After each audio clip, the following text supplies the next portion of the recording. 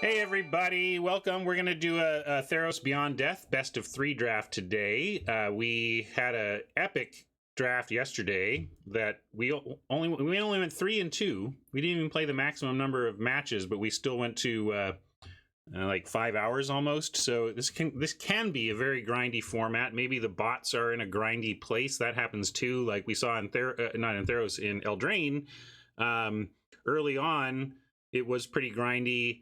And then it got all milly, but then they turned it and suddenly it was very aggro, right? You know, so the bots can affect the meta around here. We'll see what happens over time.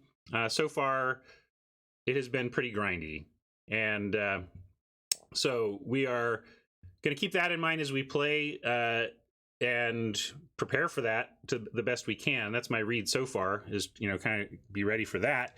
And we'll jump into that, but I want to thank my sponsor Card Kingdom before we do. Card Kingdom are purveyors of your physical Magic game. They're not going to sell you arena cards, but they can sure sell you paper cards. If you have something for standard that you're looking at brewing, maybe something in the new set has your eye for your favorite commander deck. Maybe you just want some booster packs to do sealed with a good friend over the kitchen table. There's lots of reasons to check out Card Kingdom and see what they have to offer you for your paper game. And when you find something they have to offer, you're going to get it quickly. You're going to get what you expect. You're going to get a good value, and you're going to get some of the best customer support in the business as well. They'll take care of you should anything go awry with your order. And I really appreciate their support of this channel. And if you want to support this channel and you need some paper cards, please remember that you can always come to my channel, click on the link in the panels down below to Card Kingdom, and that's my affiliate link, and then they know that you got there from here, and that helps me even more. So I want to thank Card Kingdom for that, and we're going to jump in and draft now. Thanks, Card Kingdom. All right, we've got a rare I've never seen before, Gallia of the Endless Dance. Red and a green for a 2/2. Haste. So that's decent, but it's gold. Other satyrs have 1/1 and have haste, so we got a satyr lord here. Whenever you attack with 3 or more creatures, you may discard a card at random. If you do, draw 2 cards. That's a fun design. I like this. I think it captures. It's very much a very flavorful kind of satyr party. Like, this is a party card. I love it. This is like this is after the battle here. I love it. No, Mensch, I didn't see your plan for starting at 0 resources. Let's check in with me on that in a little bit. I don't know if that's good enough to pick here, but I love the design. What is it competing with? Well, Fateful End is better. So this could be a gem. At this point, this is a gem pick, because I think you would want to start with Fateful End over Gallia. And then this Brawler is nice too. We saw something like this in Guilds of Ravnica. There was a functional version of this in that set. And nothing else really attracting me. It's really just about Fateful End being the correct pick versus the gem pick. I'm going to be disciplined today and take the gem pick. This is fine, and so is this, but we don't know what colors we're in yet, and we are trying to do some collection building from this account when we draft. If I were on my account that was never going to 4x rares and mythics, I would take Fateful End. If I were at a competitive event, I would take Fateful End. But I do try to model account behaviors I would recommend to people trying to get by on free-to-play within draft, and I think especially not knowing your colors, we want to be gem disciplined here and build our collection. So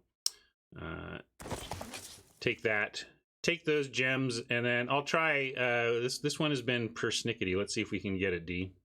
To the extreme, I rock a mic like a vandal, light up a stage and wax a chump like a candle. Dance!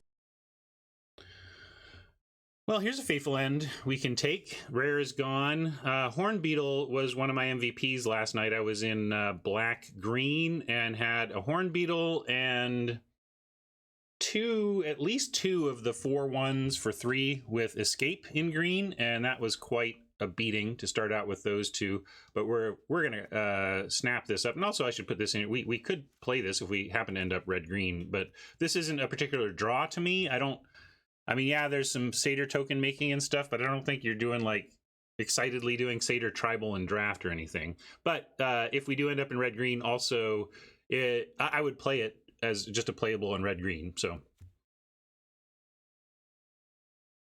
fateful end.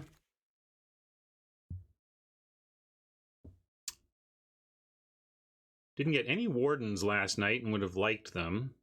Forerunner has been an interesting card. It does powerful things in the format, but that 3 toughness is a real liability, and the 5 mana enchantment creature is also a real liability. I had one match where I was able to win basically because I was using Return to Natures on their Forerunners, and that mana advantage was just too much. So I like a Forerunner okay, but it has some issues. What's the best card? Like, if this were a really tempo-y format, I might consider this type of card, but like I said, I'm kind of more geared toward the grinding.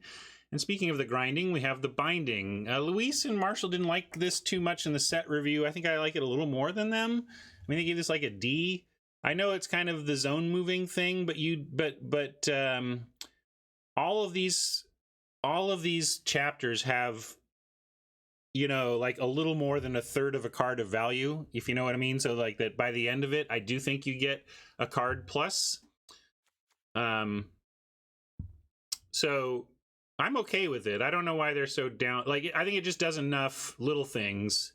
Yeah, and green has so much escape going on. Like the green common, the 4/4 common with escape is so good, and there's other green commons with escape. You want the Satyr, like you want to because you want to like somehow do this. Well, this wheels, you know, you're not going to take this. You might try and wheel this. But I like Nexus Wardens maybe a little more. Well, let's try it. I'll prove them wrong. I think the binding is fine if we end up in these color pairs.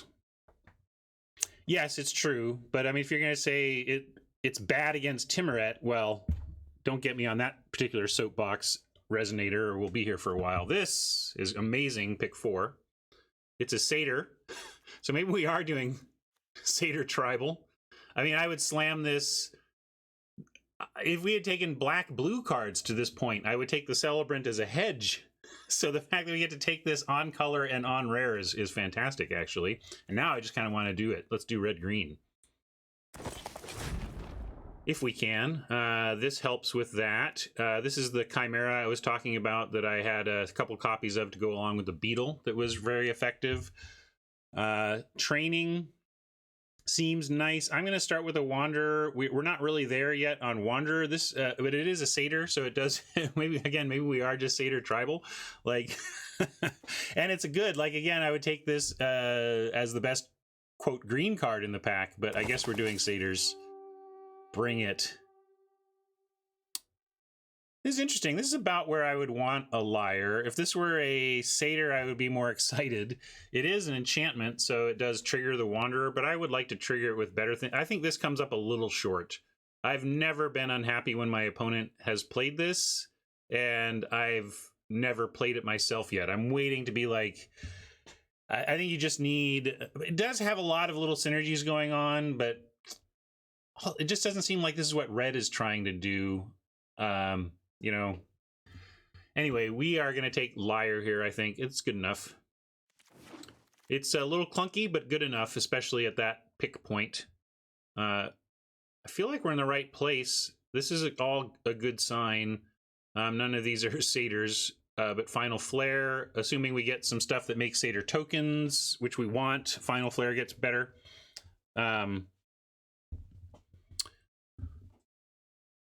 Yeah, I might have even passed it. Here's a Satyr too, you know, they're but I'm happy with what we've taken. I stick by my picks. What do we want from here? This is where I think we just want a dumb Chimera.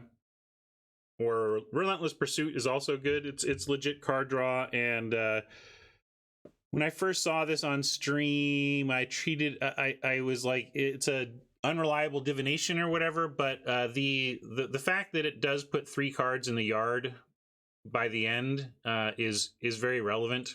So I'm going to take the Chimera. I like these are 2-for-1s. Really, escape, and even sometimes more, but usually close enough to a 2-for-1 to be worth taking here. And wow, are we in the right place? Check out this pick 8 Warbriar Blessing. Hero is interesting, yeah, I agree, but I like what we took there.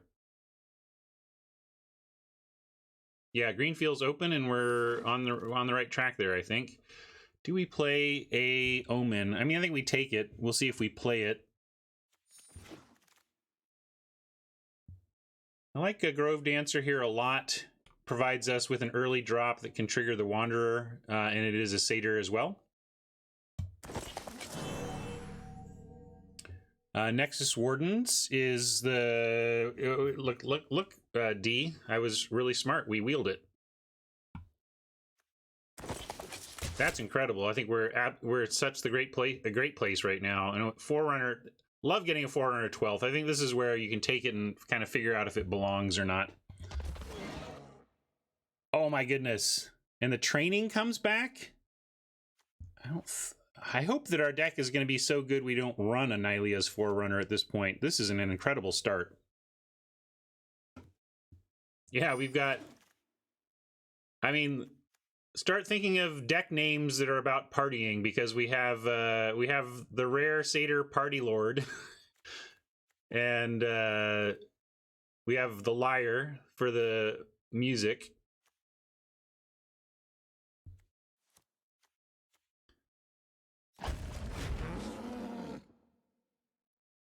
Blessing is probably where we're going to end up here. Is there any Satyrs we can wheel out of this pack?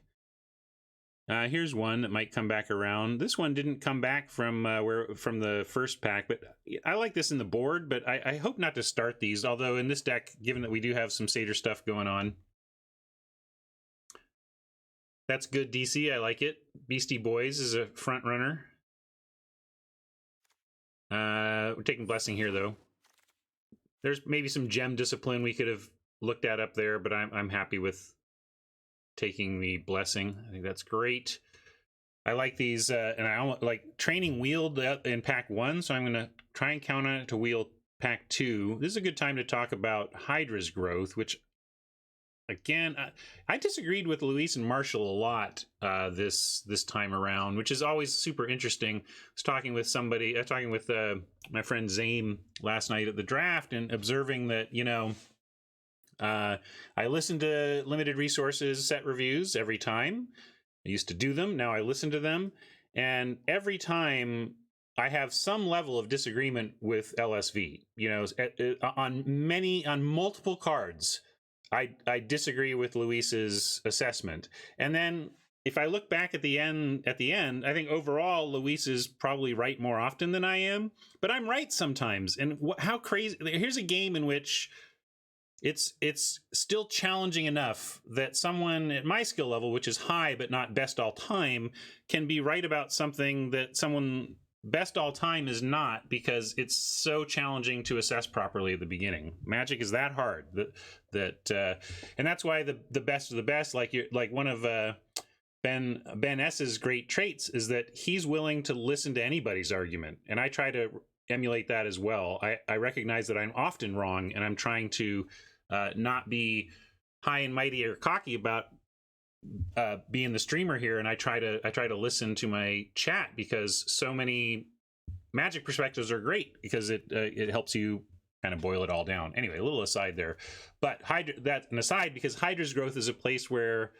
Luis and Marshall were pretty high on this. I think they give it like a B or something. Anyway, and they were like sided out when they can manage it. I'm more like, I had this last night, and I had it in the board, and I brought it in against red-green. I think this is fantastic board tech against red-green, but I don't know about main decking. I think there's a lot of risk associated with that.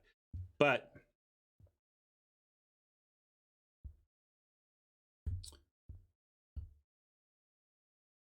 yeah, we could just take the Oracle. That's a great call. I think we probably wheel the training. I don't want a second binding. I want to get a little more aggressive here. We're trying to be aggressive, and I think a 2-drop does that trick. So let's take this and then try to wheel training or aspect. And I think this deck would. I like trying to trigger our Wanderer via combat augmentations as opposed to necessarily enchantment creatures. Yeah, the exile is very real. And what do we have here? A lot in our colors, but what have we got? Escape velocity is interesting. That seems like it could go well where we're headed in terms of aggro town. We got some medium stuff here. No satyrs for our satyr tribal. So we could take hero or try the escape velocity. I think we take escape velocity and we kind of wheel some of the... We'll wheel some of these 3-drops and whatever, and it's like whatever. We'll take something that comes around. Yeah, we'd like a plummet too, but that'll come back around as well. Somebody come up with a good name. What is the...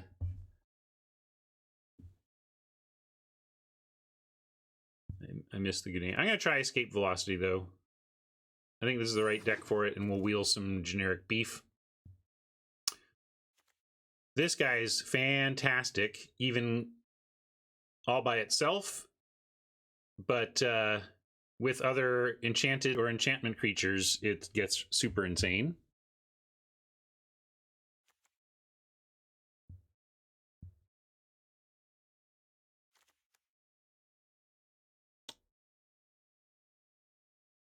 Yeah. Did I call it a sorcery? I don't know if I did, but yeah, the fact that it's enchantment and works with this is good too.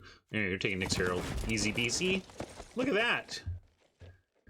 We're not actually just doing a ton of the 4 power right now. Like, what are we even doing? This is going to bring power up, so this would help a 3 become a 4. So we're actually a little light. We only have this one. But I think we take it and try and get there. We could also take Blessing. We have 1 Blessing already. Not that we wouldn't take more. What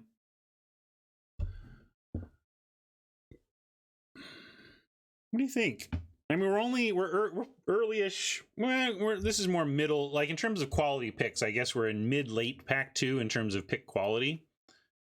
Stampede Rider is a satyr, but that's not enough for me. Like, it's either Blessing or we give Warden a try. I'm gonna pull it, and keep in mind, yeah, Warden does block as a 4/4 for 3, and that's not the worst either. And we are gonna have some time to try and get ourselves some, you know, escaped hounds or whatever. But I will pull this one for Warden or for Blessing. And I don't think, unless you're just thinking that Warden is actively bad, I don't think you could make an argument for Rider or Hound over it. But maybe you think it's actively bad. I think we have time to make it actively good.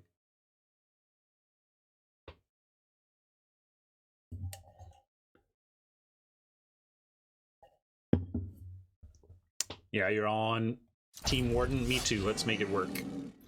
Late Gary there, but so it goes. We're going to take a training here. Not really a portent deck, although I would take these for the board. Had somebody board a portent in offline against me against the boar. That was or no, that happened on. Wait, was that on stream yesterday? Anyway, I thought they might have brought in portent against our boar. So take that. Another Nexus Wardens is fine. It's a satyr. I like what it does, and we're getting these types of training stuff, these types of enchantments now that are gonna go great on it. No, I don't want wings. We're looking to augment our creatures through auras so that we can trigger our wanderers and work those advantages, and not try to augment with wings. And I think we have enough reach, you know, like, I shouldn't say reach, because it's not like we have face damage, where this kind of does represent a one-shot face damage, but I do believe we have enough pressure that I think will be pretty reasonable. Okay, this is a good place for a Final Flare. I passed one before, and I would like to have one of these at least. You don't want to have too many, or you can run out of things to sack, but this is a good pickup here. Yeah, we have a lot of trample, that's what I mean. Don't love the Skirmisher. We could take the Revelers. Let's look at Curve here. And I'm not, maybe neither of these goes in, but you can see why I just like, we're very tight and low here. This is nice. Yeah, Flare can sack enchantments, so that's important. We can like pitch a blessing, or one of these, one of the blessings or one of the trainings can sack for the Flare too. Yeah, I'm disappointed enough with this dude that we should just take a Satyr. Yeah, and I like it for a board. I don't think we're gonna main deck that. All right, well, maybe Luis and Marshall are right. The bots certainly seem to agree on the binding. And I'm going to take Hydra's Growth #1 for the board over binding #2. We'll see. Maybe we're a little too aggro to even play the binding at this point. Maybe we're not doing this, really. We got more into aggro Satyrs somehow. Here we can take Plummet for the board, or this Skirmisher that, again, is like kind of whatever.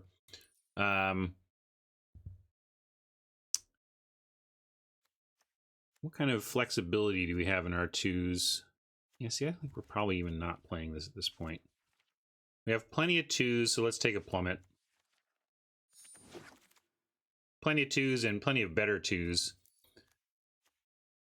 I got really tilted about this card because it has a floor of you can't play it. Like, I had a spot where I had 6 mana and this card in my hand, and I couldn't play it because it would immediately die as soon as my opponent drew a card. But actually, last night I felt like maybe this could be the answer to that rare that I lost to. Anyway, we'll take it for Vault Progress, but we're not playing it. I don't think this is unplayable, but it has, but it's really rough for your 6 mana spell to your 6 mana creature to have moments where you can't cast it on curve because it would just die. Like, that's quite an awful floor. We'll take some Vault Progress, Field of Ruin here. I also liked what Luis, I just finished the Uncommon Common set review actually last night, and I like that Luis mentions that this does get the rare kind of Maze of Ith land, so it's decent sideboard tech if your opponent happens to show that land. That is not the 2-color creature we were looking for. What else do we have? Ooh, this could be the 2-drop creature we're looking for. There's Mirror Shield that gives that hexproof that could make Hydra's Growth actually good. But then that's a combo, and I think we even wheel. This seems to wheel. I don't think this is so good that it's not wheeling. We could just take Vault Progress, or not Vault Progress, Gems. We could take Gems. Because we're not actually, like, what does Caryatid get us here? Like, we're not ramping to anything, and we're not fixing anything. So as much as I like this card, I don't think we're actually... It doesn't really have a good job in our deck. I think Mirror Shield does, but it's not so good that I won't just take Gems here. I think this is a gem pick. I'm not looking to splash a 2-drop. It's pretty annoying, though. If we get some free type splashes, maybe. But, in fact, our deck is shaping up. Ours is a little more Satyr-y, but one of my opponents last night, Alex, had basically exactly this in terms of a red-green deck that was splashing Bronzehide Lion. And in one game, it was pretty annoying, but I ultimately felt like it seemed like a liability for him. I'd rather splash a Final Death. That's the kind of thing we could splash. Is Final Flare bad? No, I don't think it's bad, but I think you can't overtax yourself with them. It's an instant, so one of the 2 keys to remember about Final Flare that make it not bad is that if you are in this... Now, it's hard to leave 3 mana open, but it does happen. And when you're in a spot where you can have the 3 mana open for this card, you can respond to opponent's removal by sacrificing the thing that's about to die to remove something else. and then it's a pretty nice rate at 5 damage for 3. And also that enchantment clause we were just talking about. You get some enchantments that are worth letting go of. Hey, Warbriar's Blessing got its dude, and we're now going to sack it to deal 5 to another thing, or this already drew a card, let's sacrifice one of these, that kind of thing, or let's sacrifice escape velocity and just get it back, you know. Yeah, I think I like Hound for aggro, because that's kind of what we're doing here, right? We have no... we'll wheel this. It's either Final Death, Splash, or just keep on with our aggro. So, yeah. And look at our curve. We just keep this up and just be this 2-3 deck. Maybe then we can do some experimenting with that whole theories of Arena... Although this is best of 3, so it's not using that algorithm, but we can certainly go low here. I'm not into this card at all, unless maybe I'm like nearish mono green. We're going to take Typhon here. It supports... We have some 4 power stuff. Where was the 4? Like this dude, where is it? Warden. So we can we want to get some of these Typhons to get Wardens going.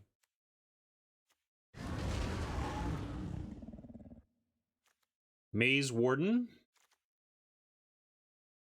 Takeable and playable, especially when there's nothing else going on for us here but a sideboard Lantern. We'll probably get this on the wheel. We can put this in the board, but we'll take the Maze Warden.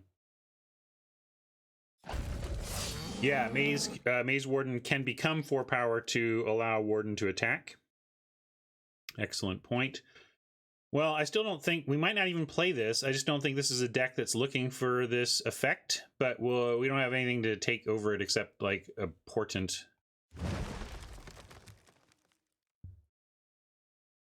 The algorithm in best of 1, not best of 3, draws 2 hands from your deck and then keeps the... I can't remember if it's...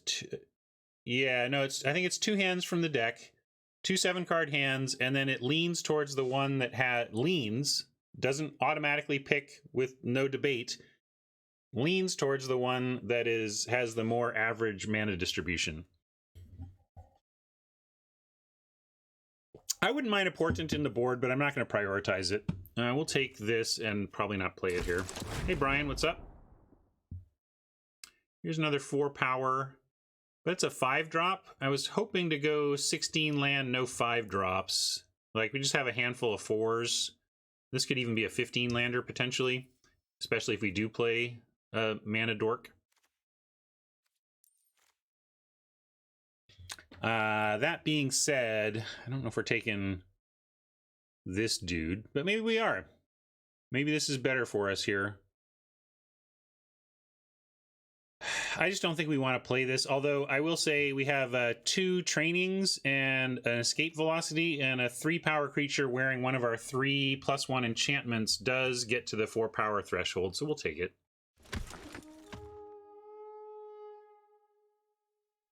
Croaker, that's reasonable. I didn't mention it because I just don't like to spend time cycling spinning my wheels that way on something like...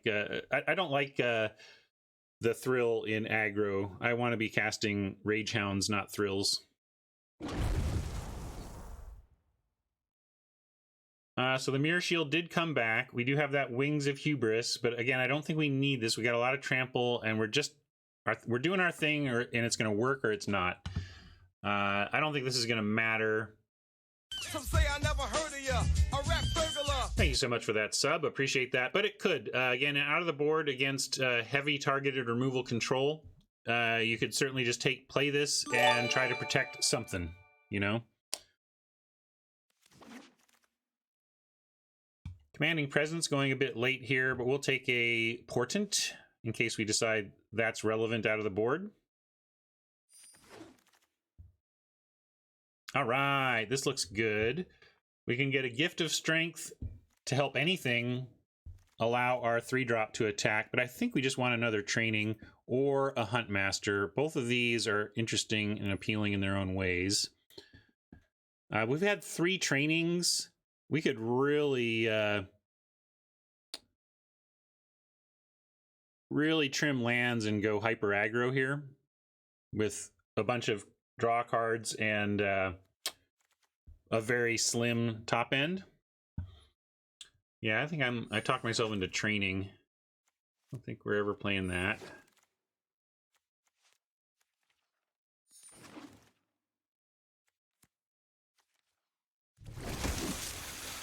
We even got gem rewards. I'm not sure which thing we had, which rare we already had 4 of.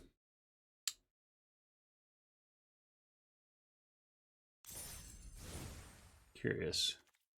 Must be some... It's not that.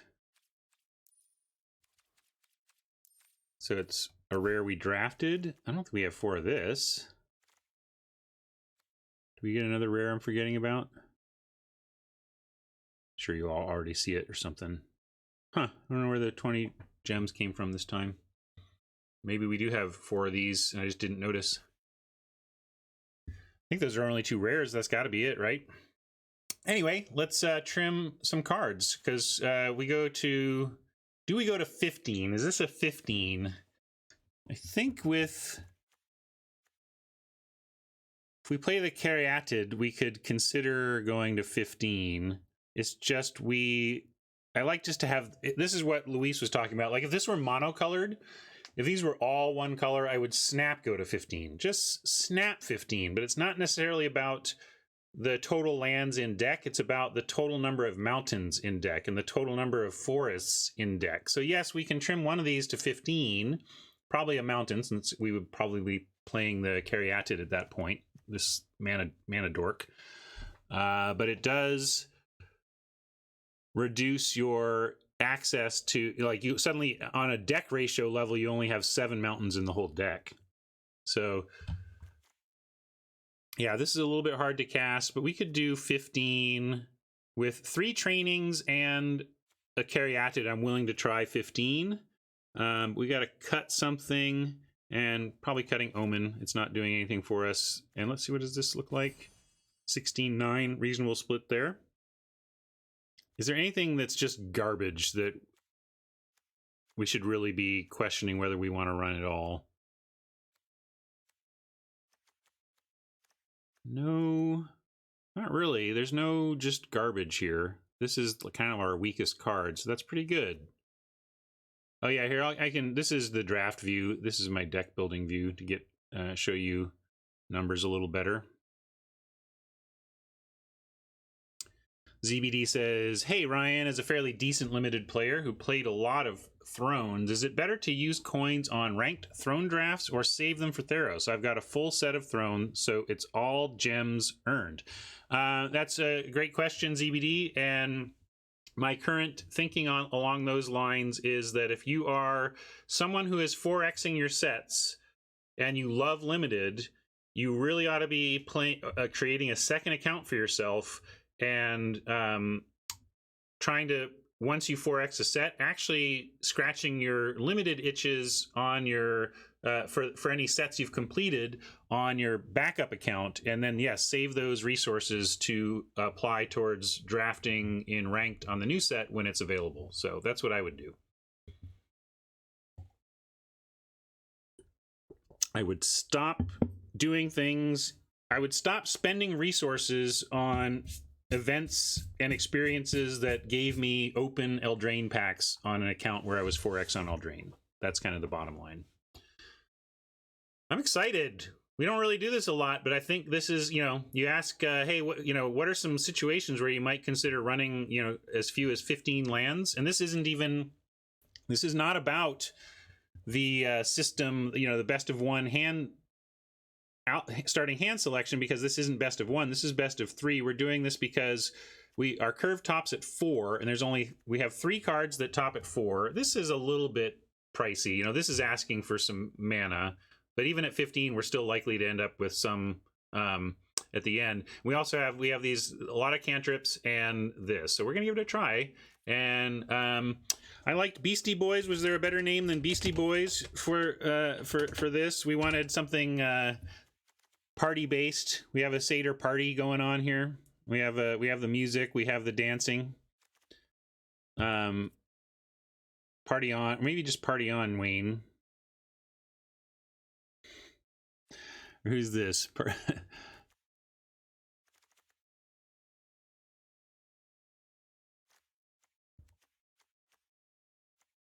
Satyr ain't so is pretty good. I'm just gonna call it party on.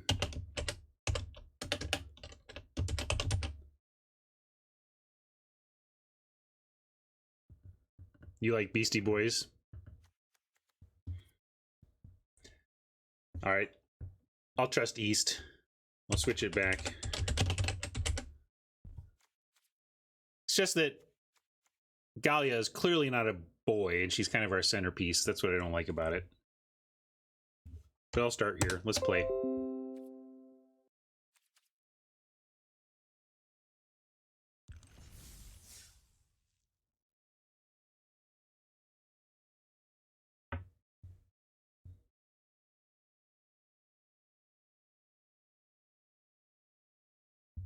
Yeah, that's pretty good. How about that? Can we do that? I like it. It's a little bit hand-tippy, but that's great.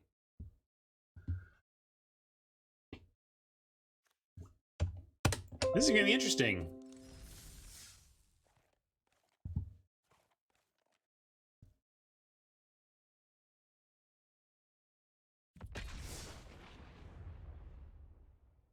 Well, obviously we would love to win some die rolls today, and we are going to find out if aggro is a thing in this format or not.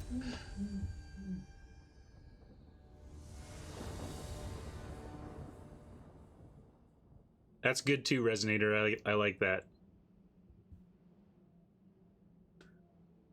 And we won the die roll. That's what we wanted. Look at that. That's good too. Classic. We're running 15 lands, and we have 3 4-drops. Everything else is less. Of course, 2 of them are in our opener. But I say bring it. We're going to find our 4th land in time for these, and it'll be awesome. How about a Satyr? Not a Satyr, but a Rage Hound. We're going to always, you know, you got to start with your Rage Hounds. Try to get in with them while you can.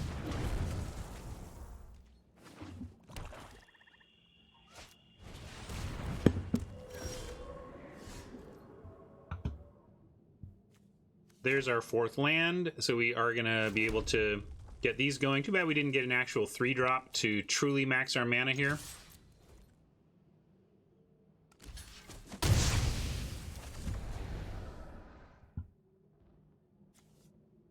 Oh, I could have done haste. I'll do this here so we can take advantage of haste. I was thinking of her more as a 2-2. Forgot the haste, but it's okay because we had another play.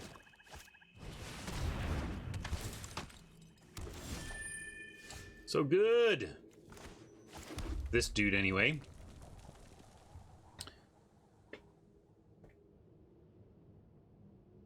Although, if we just blessing it, this can attack, and then it can beat this. It's kind of harsh to use a blessing on that.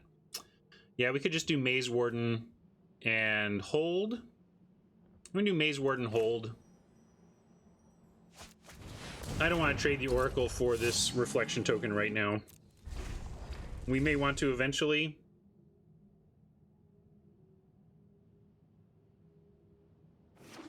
But let's see what they come up with turn 4. Strong. Strong. So now we actually have to kill the Enraptured, which is kind of funny, but you do what you gotta. Nah, we got this. We got this. No problem here. No problem at all. So if we make a 4-5, I would attack 4-5 into their 2-3-2s if they want to trade for the whole shebang, right? Trade for everything.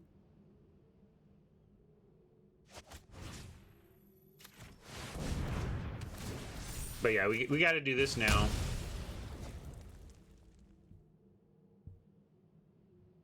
Yep. Sad to do that, but okay.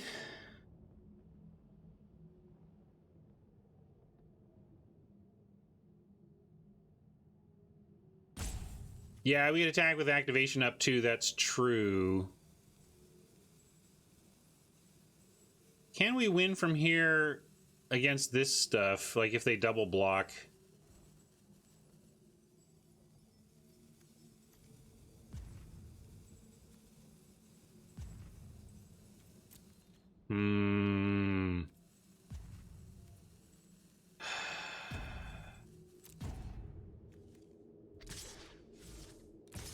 Cha-cha-cha.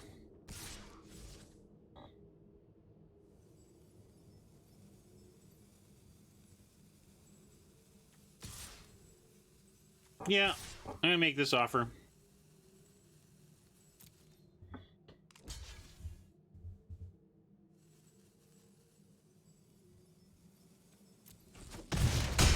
Yeah, I do want to be aggro. I don't know what I'd be waiting for. That's the thing, right? Yeah, that was an interesting block. Not what I expected. Happy to take that. Oh yeah, I should have activated. That was what point missed there. New cards. Still in new card mode.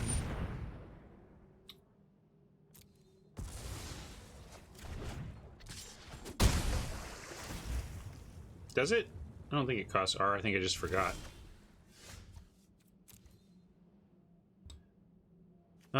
4 cards in yard. Only one of them comes back. So we could just make a big Rage Hound. But let's go Celebrant and Gallia here.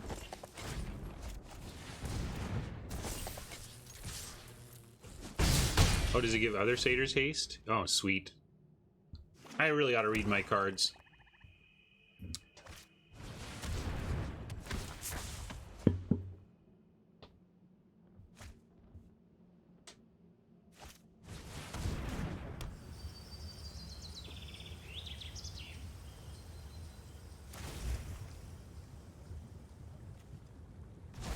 Settle down, Eternal.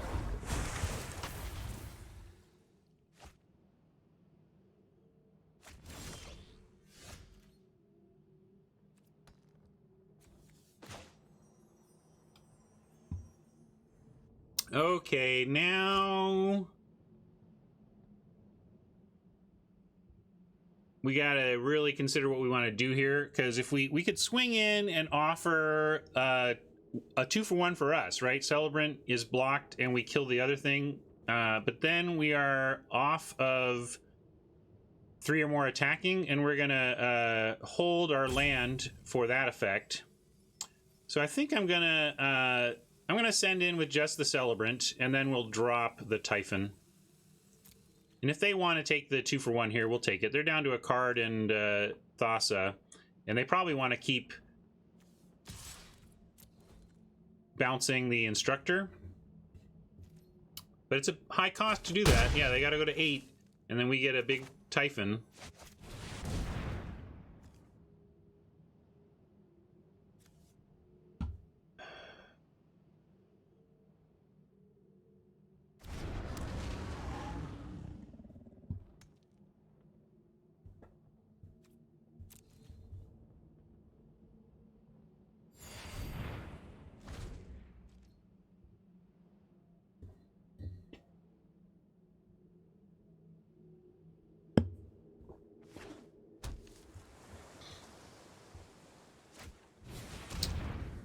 That was my pack one, pick one last night in my paper draft.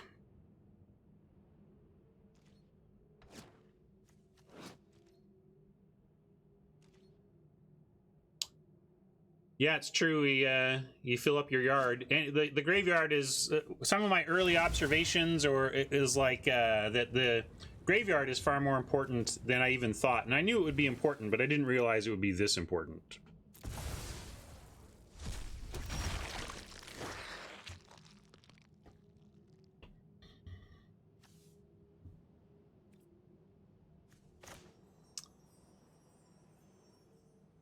Let's see, what does it exactly say? If you do draw 2 cards. So we could attack with everything, and we can play the Herald, attack with everything, and replace our forest for 2 fresh cards. How would they block if we did that?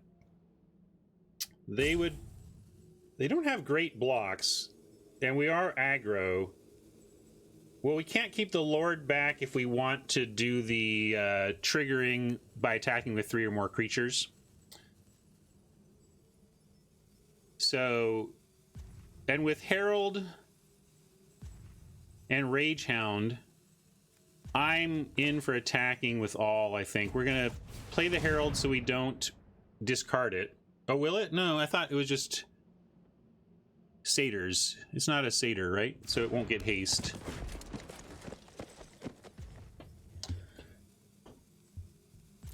Yeah, let's get the trigger. They don't have. If they had better blocks, I might be averse to this, but with all the 2 toughness over there, I think this is a good attack for us.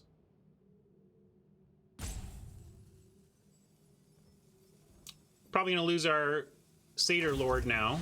Oh, they're gonna tap. Okay, well there you go. That makes our decision easy, doesn't it? Now we can go with sending in the Celebrant and still offering that 2 for 1. I think we do that. But there's no need to give up Gallia unless we're getting the discard effect. Yeah, see, they don't want to. They're not even doing that. We could play this, but I want to keep it, again, if we draw an action, we'll play the action and randomly discard our forest, if we can pull that off. Hey, Fool Auto, how you doing?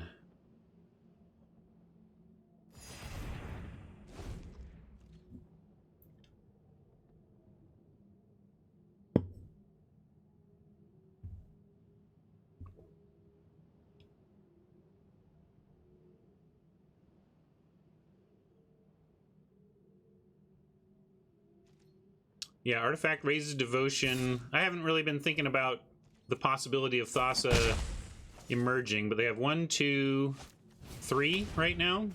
Looking to go get something back, probably Illyrios. Rough.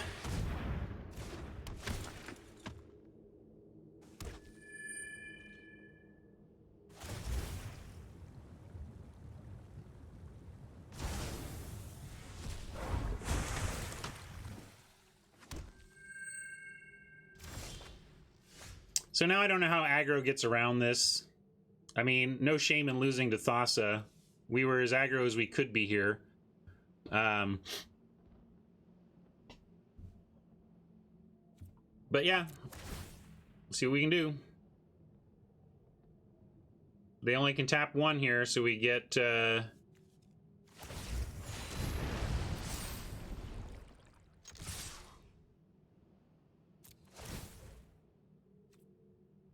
Get this. Okay, that's actually interesting.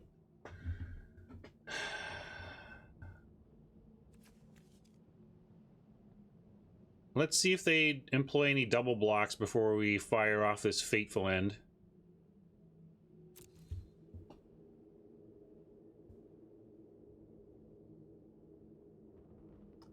We did in fact draw a Fateful End, but it doesn't go to the face. Oh no, this does go to the face. Well, let's see what they do. Maybe they'll give us a win on accident. I was thinking of the other one, the one that does 5 when you sacrifice something does not go to the face. That's what I was thinking of. And on this, of course, we're doing that first. But yeah, I think you're probably right. We can't let the blinking go on indefinitely, or we just lose, right? So we got to kill that stupid thing again. So unfortunately, they also get a bunch of our stuff here, but we at least have a continuing chance.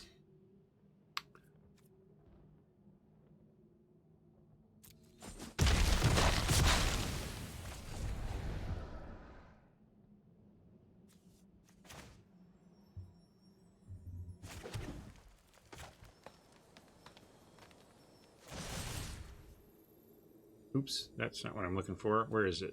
Oh no, it is, sorry. Suddenly I thought that was a reflection token for some reason.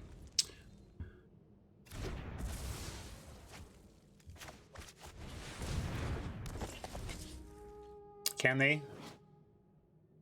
No, creature. Thanks for reminding me to read a card, though. I'm so bad. A week in and I'm like, yeah, I know every card in this set by heart, no problem. I don't have to look.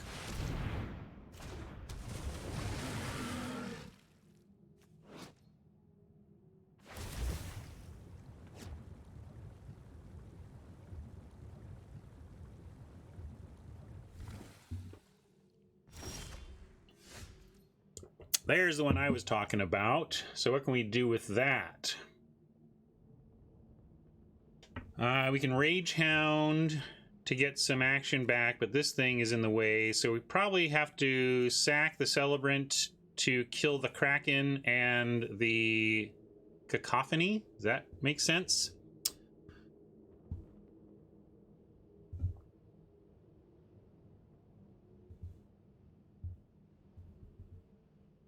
And then that's all we can do this turn, but it further sets up our ability to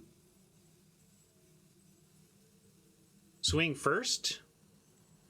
I guess we swing, but if they... What does swinging first get us?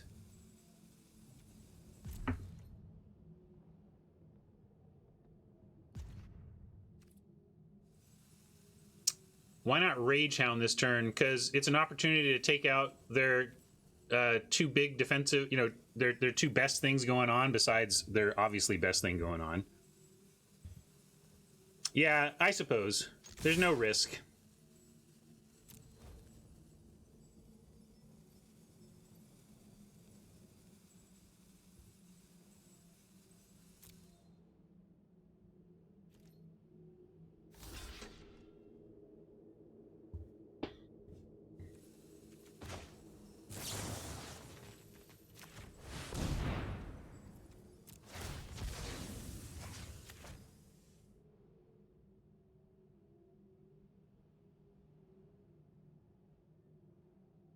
What did I miss? Did I miss again?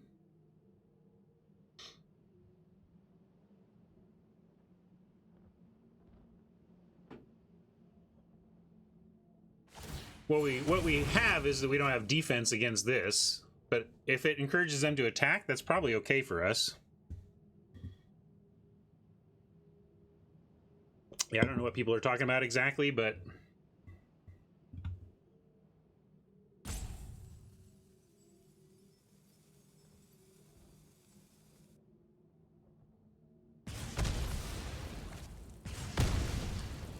But I didn't want him to get more value there. At worst, they were gonna blink the enchantment creature to trigger the Kraken, right? There just was too much value there to just not go for it, I think.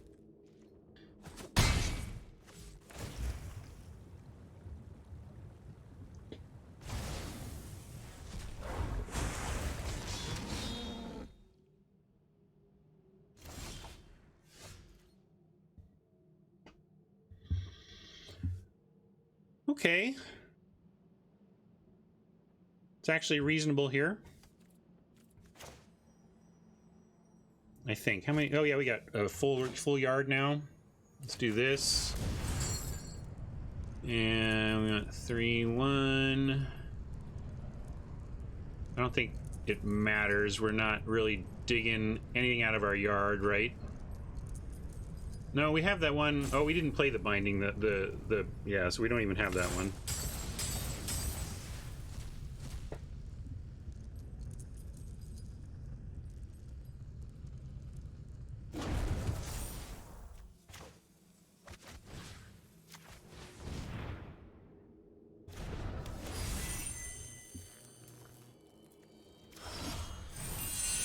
Take that.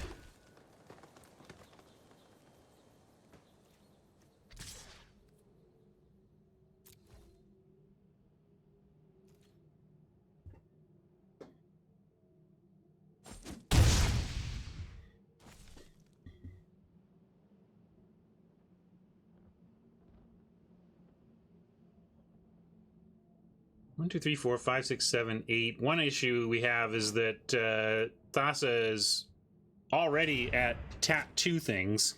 So now they can't do much else of their own if they do that, but Thassa being able to currently tap 2 of our creatures is quite oppressive.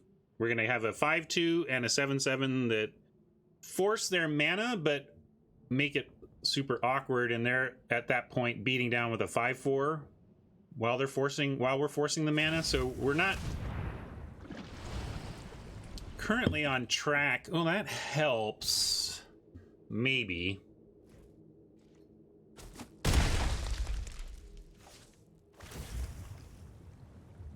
Oh yeah, of course they can. This is quasi vigilance, so it doesn't really help.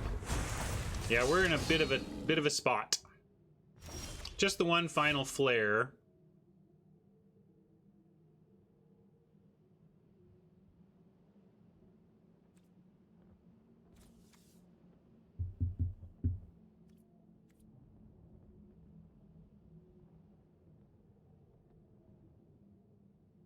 Well, we're going to play Typhon. There's no reason to do it pre-combat, though, right? Mike? You saying it pre-combat for some reason? That's what I'm... yeah, I think we're done for tryptamine. But let's make him do it.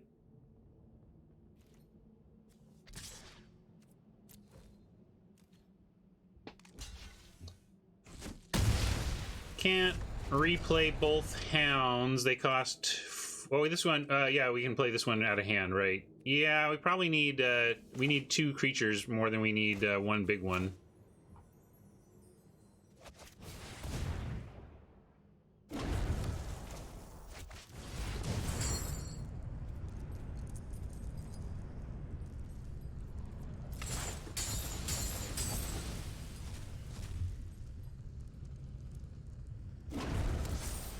I think we're still dead, though. They go tap, tap, tap. But let's make him see it.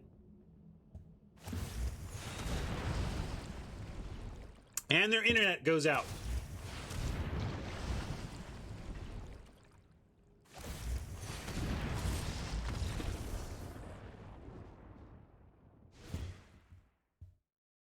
You're not dead till they see it.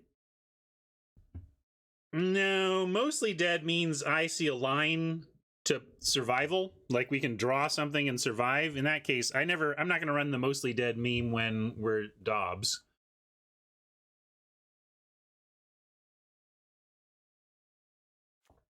We could bring in the Revelers, but all they did was that, right? I'm not really thinking we bring artifact removal in just because they have an altar, but they can have that.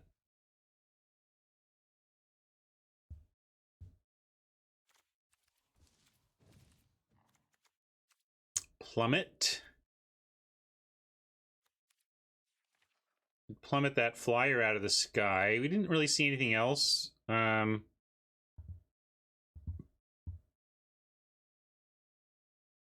Minions return. What's that?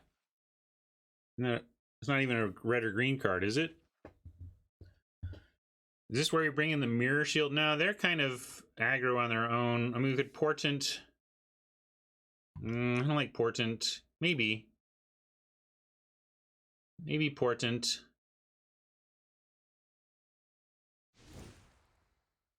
No, I don't like adding a 4 here. I'm going to basically just run this back. We have our thing. We're trying it out. I mean, we can bring in a plummet. That's the one thing we could do. Like maybe a plummet for a training.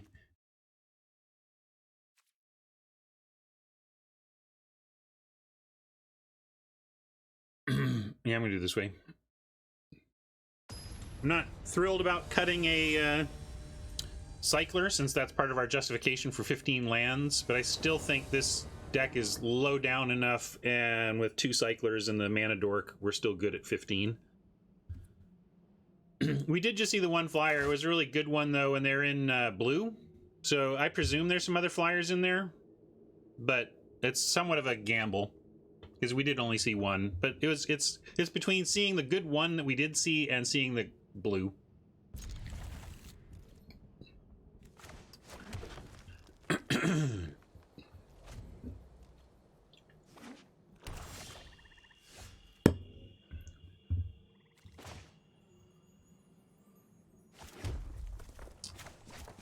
Go with the hounds.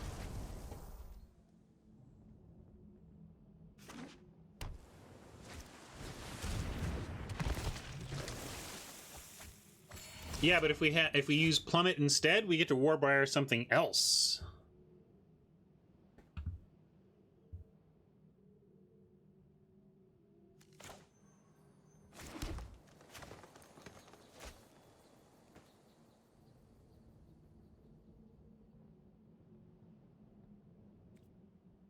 This doesn't do anything for us right now, so we will send this.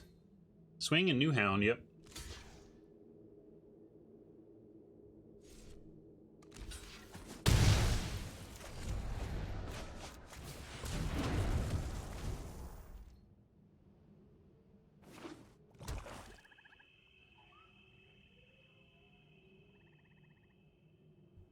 I know, Batmeme. This deck is loaded with 3s, but couldn't find one. That's an awfully nice 4. And yeah, we don't want to do training here, so we're just going to drop a Typhon after we attack.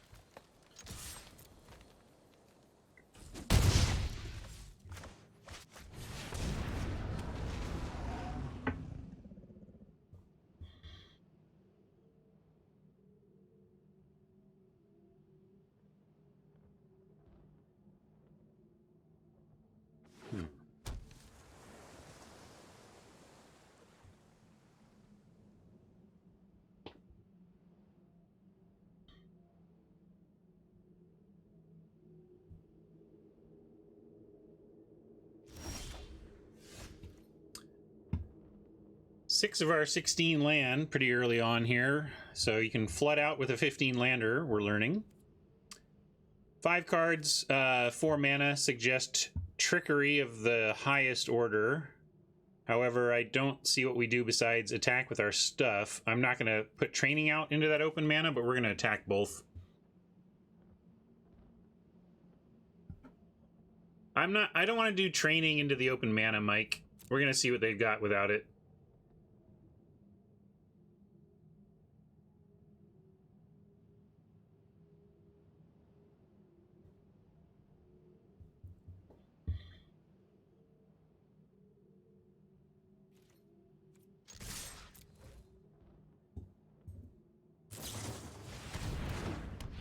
Look at the blue, it's a flyer.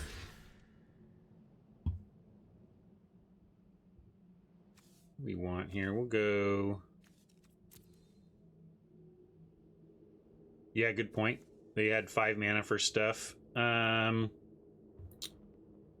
want the flyer or the dude? Or I think we're gonna go for this dude. We have a plummet out, and that seems to be enabling their stuff nicely.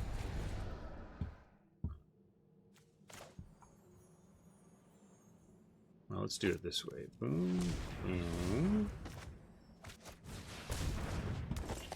Now I feel safer about doing this now that I kind of see what they were up to. But yeah, okay, good. That went okay.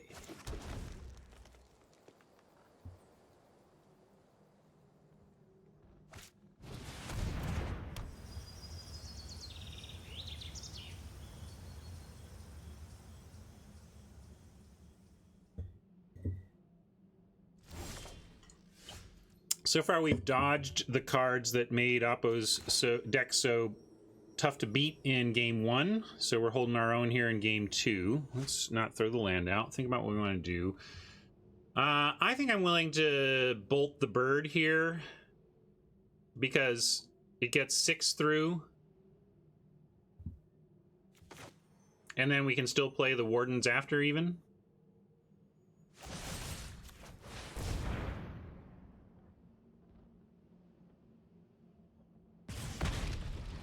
And gotta bin the mountain. We don't have a second one, but right now we don't need a second one. We want action, so let's try and find it.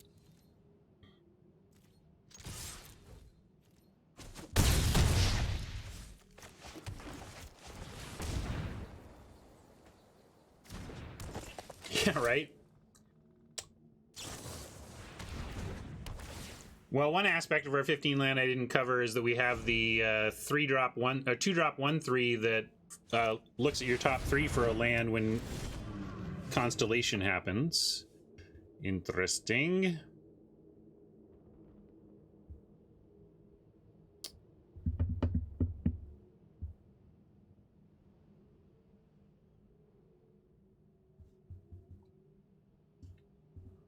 Yeah, Plummet looks like it has its targets kind of now. And if we get to game 3, if we can manage to somehow win this one, I'm going to remember like 4 toughness in the air is kind of real here.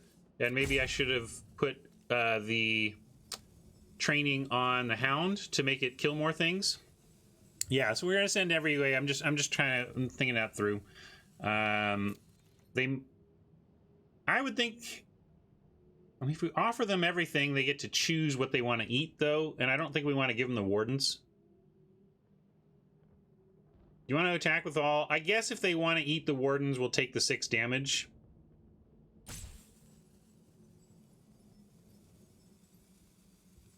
Oh, right, they can't eat them, sorry.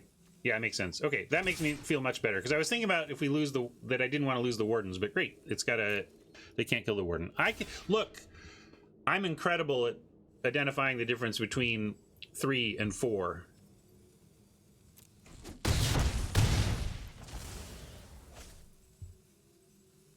So now we can rebuy Rage Hound. And we can do it without losing our Typhon, right? Because there's 5 and it needs 3. So I guess I'd rather have the Rage Hound than the Celebrant.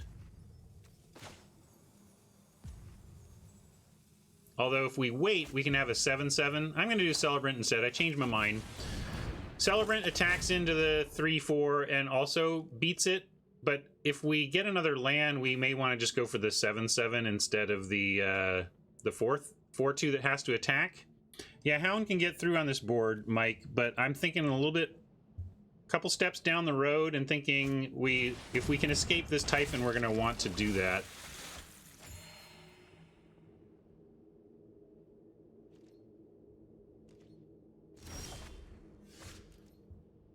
Why not mill there? How do I mill? Am I missing something? Or are you thinking of a different card? I don't know how I mill. Blessing, what can we do with that? Oh, this dude. Yeah, I just forgot about it then. That's all. I completely forgot. I just think of that too much as an enchantment bear. All right, what does Blessing do for us? Blessing on... Oh, we can do, let's Underworld Rage Hound Blessing.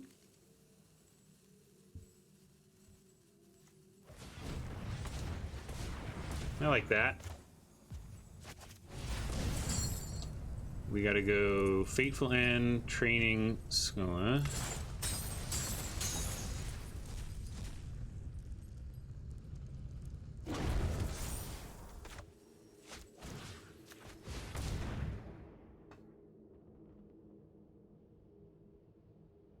Output.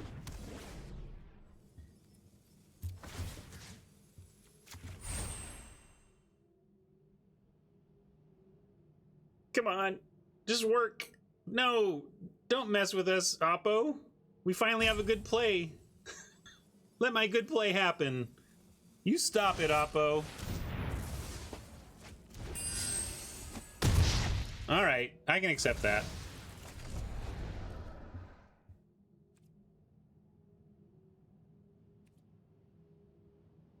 I think I'm not going to send the Celebrant here, though. I don't want to offer this trade. Well, maybe I do. They're at 8. And if they take this, they trade there, and they take 4 and go to 4. What do you think? Are we offering the Celebrant? I'm not sure on this one. That's a tough call. You want to get value out of this if you can, but there's no guarantee we do. Since like, if I was 100% that next turn this would die and shock something relevant, I would wait. But since we don't even know that the 2 damage to a creature is even going to do anything on the upcoming board, I think we have to go for damage.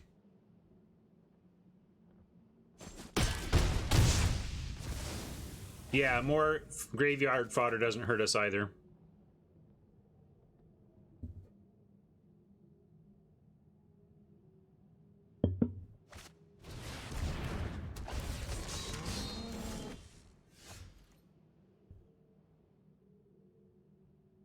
So that thing's gonna die, but they can't really take the they can't just eat the wardens here. They've got to go for the hound, right? So I think we go attack everything.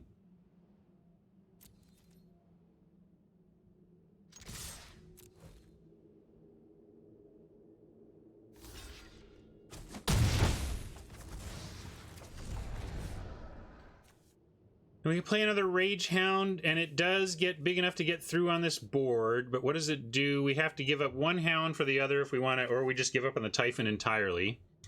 We could also play the Oracle, but Oracle can only pump to 3 currently because of our choking on red right now. I love the idea of being able to manually pump, but I think we just have to make another 4 power, make a 4 power creature here.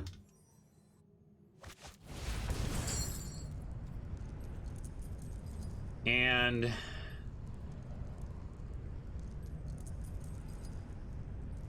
we ever escaping this?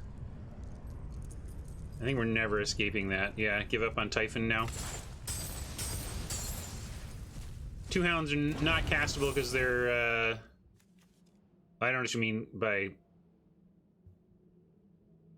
Oh, yeah, the hounds are castable, yes. I thought you said 2 hounds are.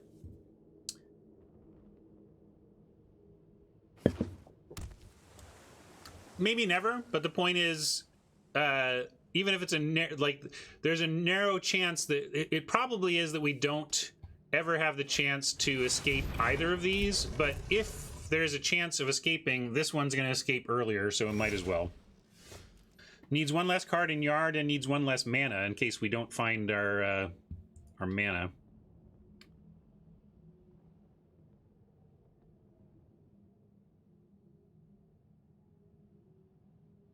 Huh, so this is a little bit of trouble. But we'll send in the Hound. They have to block it. And I'm not going to send the Wardens, because that's kind of just an eat. They would, well, maybe, like, let's see. If we sent the Wardens, they would go Berserker on Hound, and then bounce off the Wardens. Well, here's the thing, though. Man, encouraging them to eat the Wardens with the Raid-Scarred Berserker is interesting. Yeah, but I kind of want him, but I want him to trade the Enlightenment flyer, or we're not going to get around that. I guess it's always going to be 4 power on our turn. Okay, we'll just do the Hound. Boy, a lot of tough little decisions here.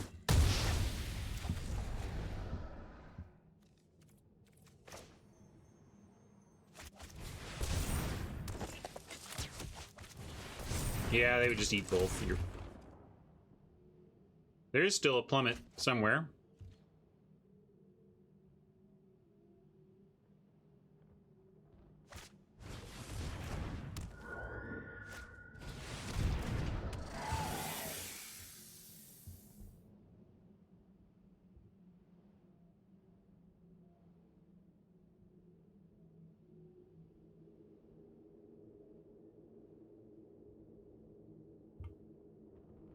We already used our Fateful End, so we don't really have an instant to the face. That's pretty bold. This is kind of why. Do we get them? They block 2 and we get in for 4?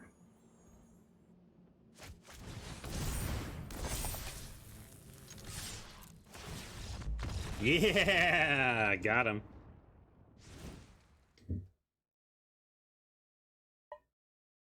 All right, what did I say I was going to think? Oh, yeah, 4 power. I got to remember that 4. They have a lot of 4 toughness, so we really want to make these Rage Hounds, get these Rage Hounds hooked up with training. Turns out the plummet is quite good, but the training is quite good too. Although we do have this, which also does that trick. So I guess maybe I cut escape velocity for a training. Escape velocity is interesting, but these Rage Hounds and the possible Typhon seem to be taking up our possible escape mana.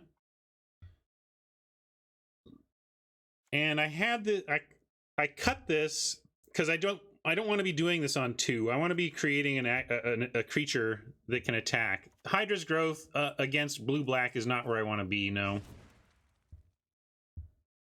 They haven't shown removal, but I don't trust it. Everybody wants to Hydra's Growth. I don't think we do.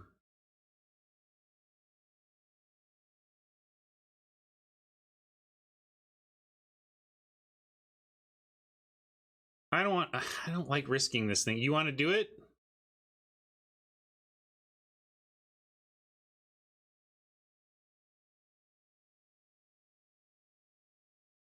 I think this is too slow for what we want to do. I don't like the Hydra, but a lot of...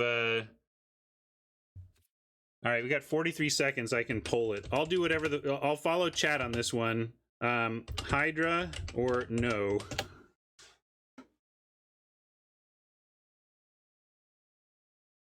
If we do, I would pull like one of our 3 trainings for it or something.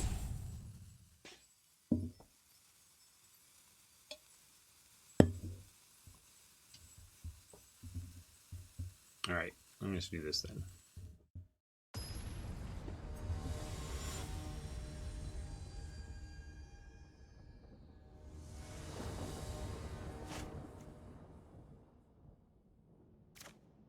Keeping this. Ooh, Oppo mulliganing on the play is pretty good for us too, as far as that goes. I think we're gonna go on, start on Hound since we have the training for it. We'll see what they play here, though. If it's an easy chump on a, you know, a 1 whatever, we maybe don't do that.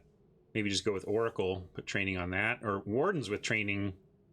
It's probably what needs it. Like making the Wardens a 2/4 seems really good.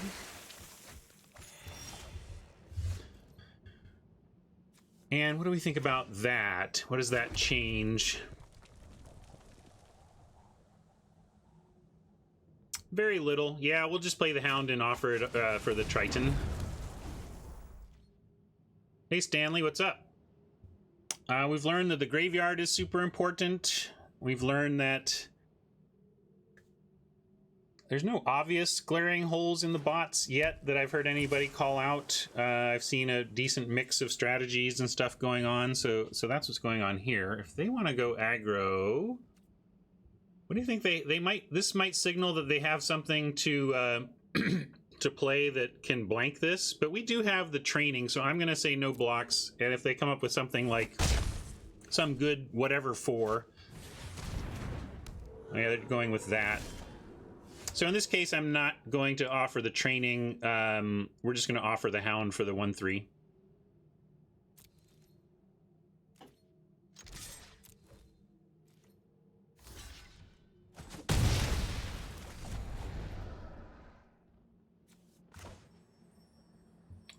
And I'm going to go with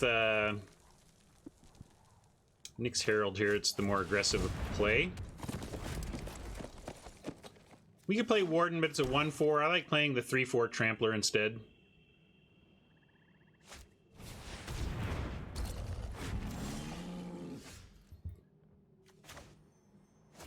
That's pretty solid. We can take out the Death Toucher here and get in nicely. Unfortunately, we lose a little.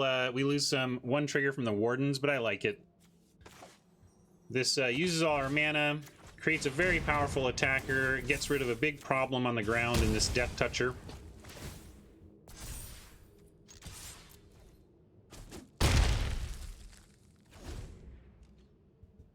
Hopefully that survives. If the Nyx Herald sticks around, we're in good shape.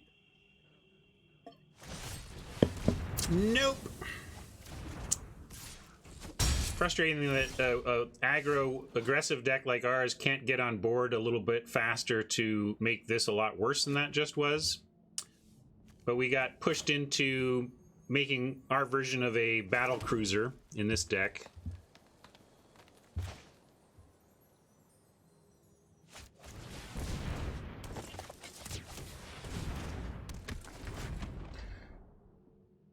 We're out resourcing them right now. We'll see if that carries the day, carries the match. All right, that's a great draw for them. That's a decent one for us, but let's see. We need to threaten this Kraken. So I think we go. Let's see. Well, we can do if we did this, then what's happening?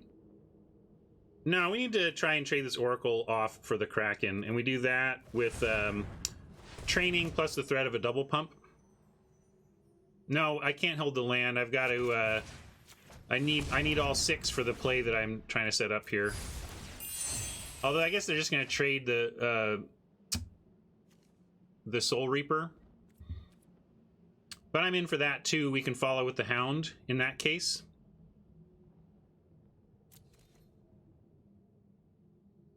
Although, do we want to play a Hound into a 3/5? Like, this is one of the worst creatures we could be facing. Almost to the point where maybe we don't want to attack here.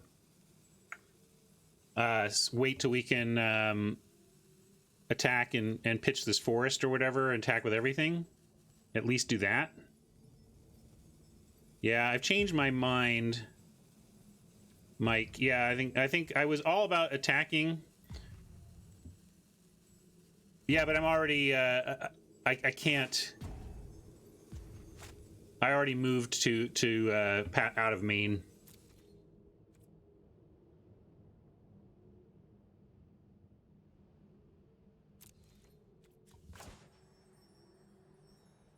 Well, to that end, since she has haste, we don't have the cards in yard. Okay, yeah, I'll cast her.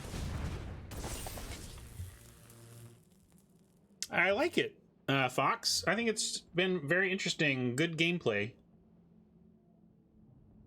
All those light synergies we're noticing do create a fascinating, decision-filled environment. Looks like they've only got... they got a Triton. That's pretty good, getting a Death Toucher back. This one feels like it's starting to slip away from us, actually, but maybe attacking with all 3 and pitching... Maybe we draw something decent, pitch the forest, play it, pitch the forest on attacks, and get out of this somehow. But they're at such a high life total. It's going to be hard.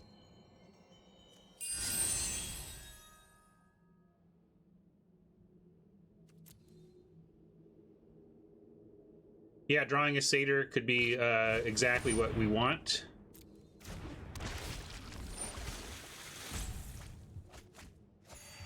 Well, we'll see. Let's see what we draw.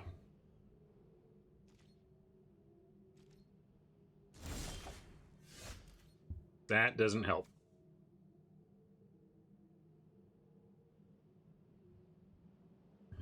Yeah, you can absolutely loot with an empty hand in a deck that cares about graveyard in a format that cares about graveyard this much. Yeah, I think we need to get that's the thing.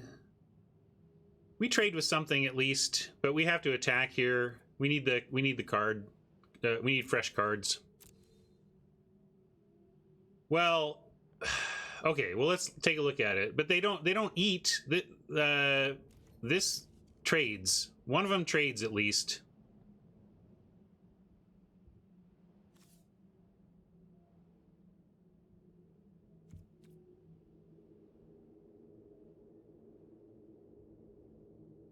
Yeah, we gotta try. I'm gonna go for it.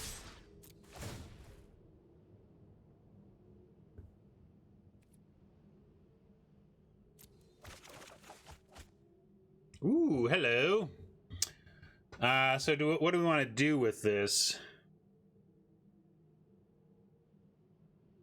Never punished. What do we want to do with it, though? If we let... Yeah, I think we would need to try and take out this 2/5. Yeah. Sorry, the 3/5. The 3/5 is the thing that says we can't win this game. So no matter how this plays out, we have to come up with something for the 3/5. Oh, that's great. No, yeah. Oh, that's perfect blocks for us. Could not be better.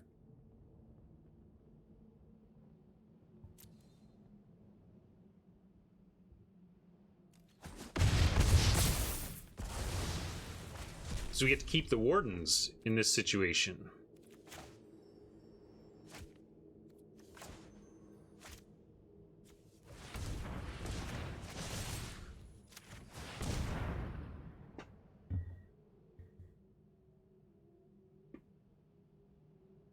I keep missing my trample. Well, that's... I don't want to make any mistakes, but at least that's the kind of mistake that's very unlikely to matter in a game like this that is going to be about who can get a board advantage and make it work.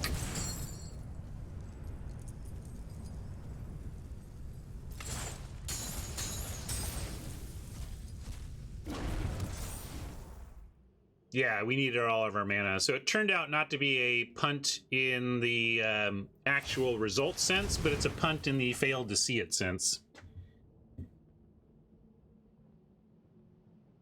Right on, Stratic. I didn't know you taught second graders too. That's awesome.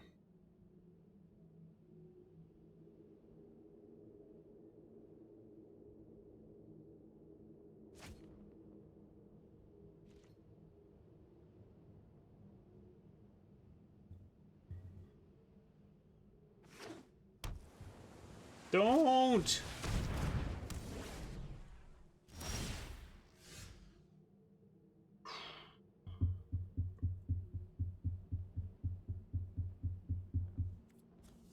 I mean, we can recast it, even with what we got in the yard right now. But we could do that next turn and attack with it this turn if we wanted. This isn't really doing much on the board. Yeah, I know what we can do. I'm just thinking, because we could sack this and get in for a hit before we sack it and recast it. But then we're just recasting it. We're still delaying next time anyway. So yeah, I might as well self-sack. That's pretty cool. I'm going to play out lands here because of the liar. Well, maybe I don't need to. Still doing this. Yeah, we don't even need to right now.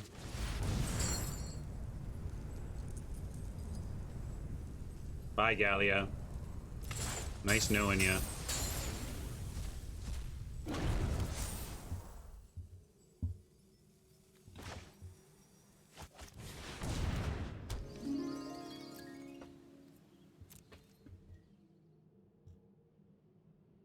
To the extreme, I rock a mic like a vandal. Light up a stage and wax a chump like a candle. Dance!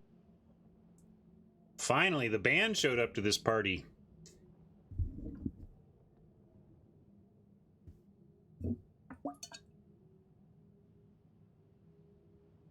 Just bluffs. It's hard for it to matter. If we draw action, we can play it if we need the mana. If we draw a land, we can play a land and still hold a land.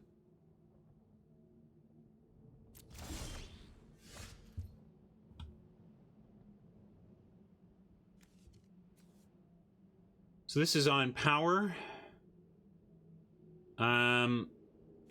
So we can do it for 3 to make sure. I don't know what black has to give power at instant speed. Is there +2 instant for black? Is that no, right? Just make it that's the kind of little detail I'm trying not to mess up early in the format. So if there's nothing, then I'll just do it for 3 to be safe.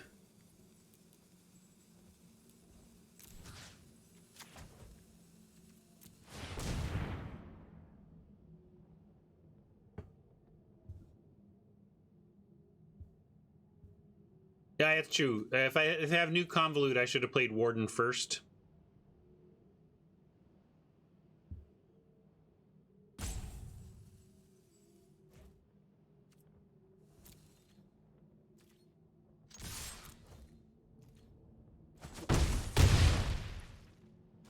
I guess we find out. Remember, Mogus has an activation, so these pauses we're seeing are, at the very least, explainable by Soul Reapers.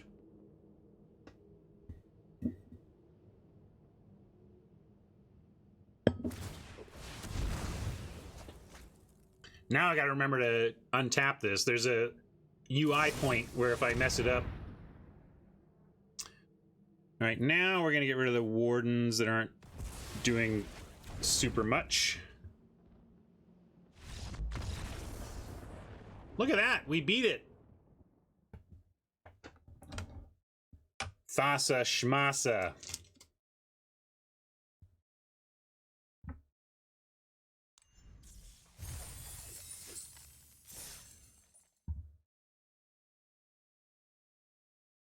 to the extreme, I rock a mic like a vandal. Light up a stage and wax a chump like a candle. Dance!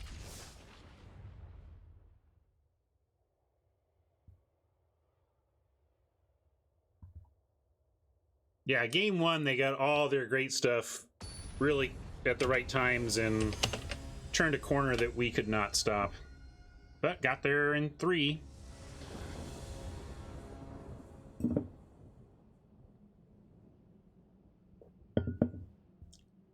I would not say mostly through best of 3s, actually, Stratic. At the end of Eldraine, I was playing mostly best of 1. I usually put it to a viewer vote, and it was often best of 1.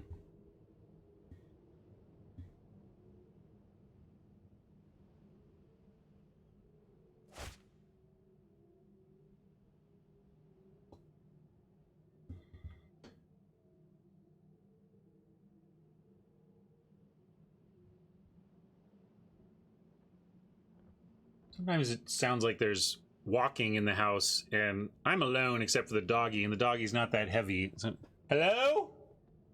Don't hurt me.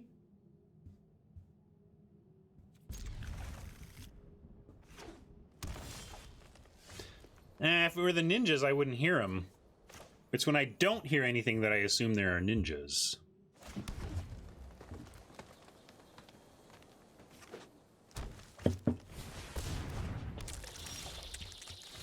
Horn Beetle is rough, but we got a Hound. They can at least block on the first turn.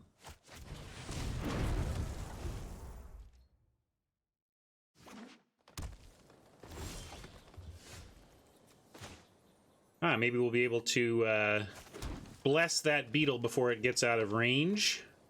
Certainly going to offer this Hound here and go for our Scout. I know we have escape velocity, but I'm going to wait on that. And oh, cool! We get to untap our Hound, and it can threaten to block the Horn Beetle.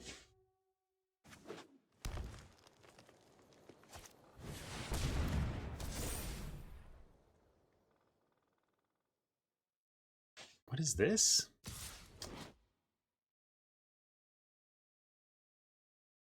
Yeah, that's insane. Jeez. I think we got to give him the 2 wolves here. I don't know what else to do. What's our plan if we don't? I mean, this no longer gets it, right? So, like, this is... Yeah, we could race. You just want to race it?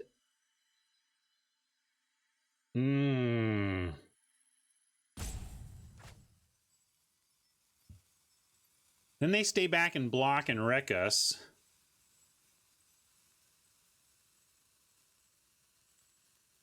All right. Chat wants to race. Let's try it. Well, there's a chump. This at least is chumpable. No trample or anything.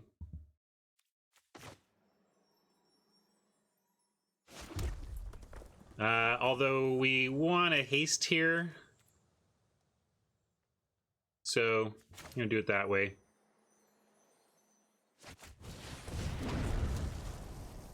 Yeah, we have time to chump. Make sure I get the right one here. Looking for that.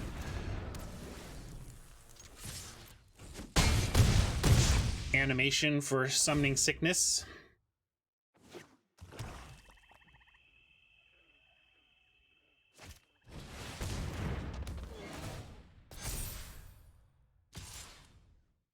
Oh, you're going to regret that. Yeah, you don't want to do that, man.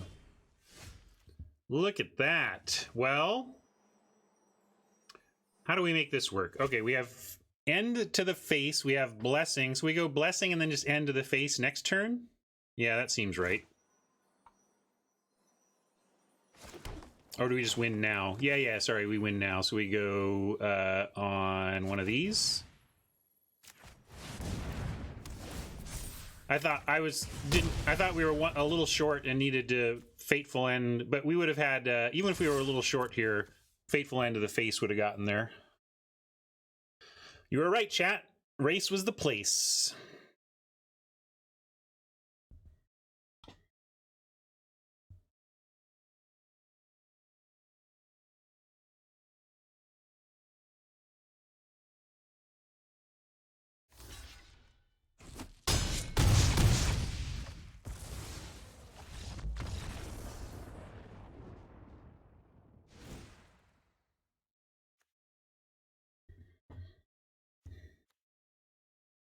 What did we learn? Green, black beetle.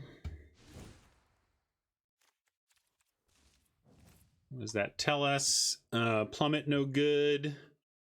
Hydra's growth, unknown. Don't want to commit to that till we understand their removal suite a little better. I think we're just running it back here. Yeah, Portent actually is reasonable. I don't like adding a 4 to our 15 lander, but you're not wrong. It's a reasonable consideration.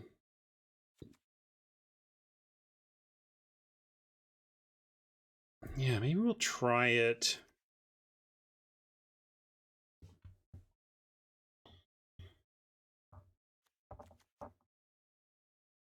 But what do we cut? Are you willing to cut like a maybe cut an escape velocity?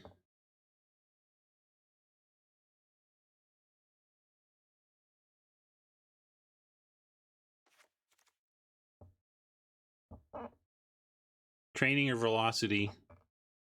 I mean, Liar is a little clunky, but it did some work for us when it did show up.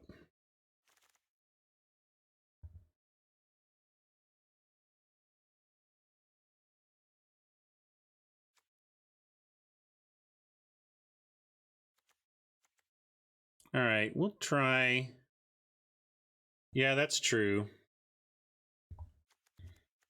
All right, I'll cut a training and we'll put back a velocity. But I don't like this. We're being a bit greedy, but I'll try it. We still have that mana dude, so we've still got basically 16 main deck mana creation sources.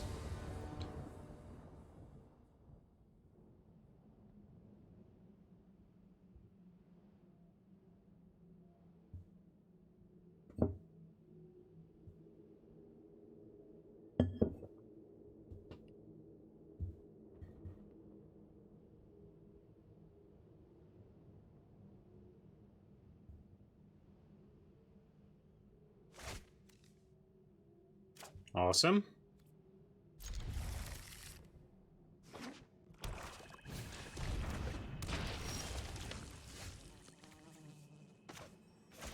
Well, now we get to decide our 2. Maybe we'll just go Caryatid and get 4 on 3.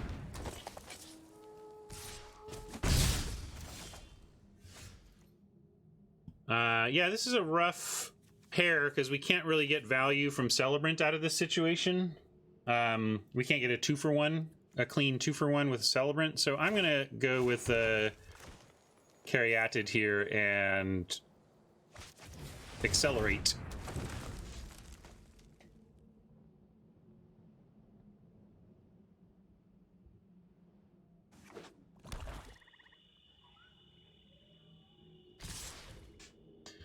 Well, we can go Celebrant training. Well,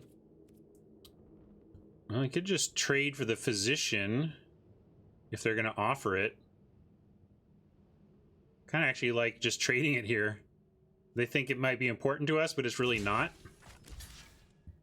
And this doesn't get to throw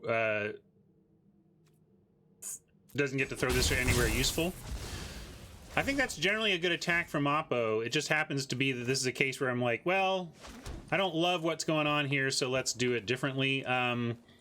If we lead with Wardens, we get a lot of life gain from the enchantments to come, but if we lead with Herald, we have a better aggressor for next turn. So I don't worry too much about our life total here. I like the Wardens, but I want to get aggressive, so I'm going to go for the 2-3 that becomes a 3-4 on offense.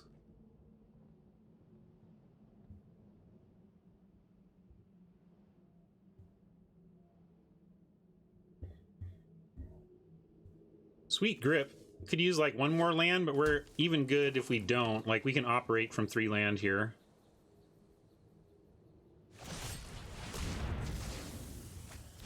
Man, this has been getting us way more than I feel like the quality of the card reflects. Like, a little annoying, but so be it. It doesn't use all our mana. I mean, we could go Celebrant Training to use all our mana, but I'm going to play Wardens now.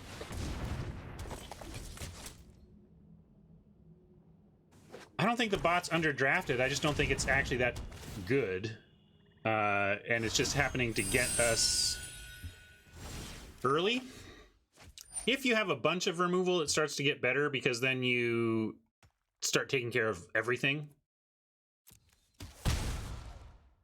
Yeah, that's I don't like playing this unless I'm pretty heavy, like almost mono, but they're trying to get away with it.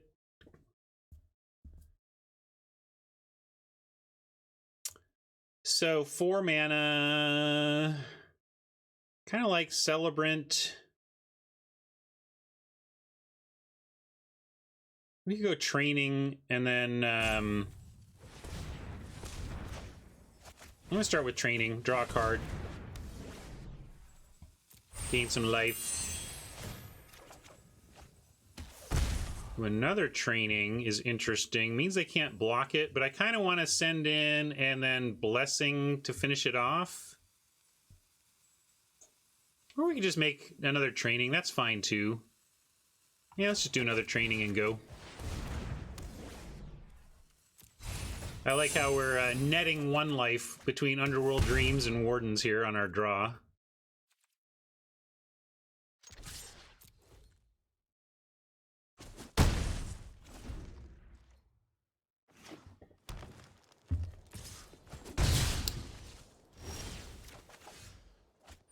Wouldn't mind a mountain, then we could double. But yeah, we'll just take a big 4/4 instead. That seems fine. While we wait for our mountain to surprise them.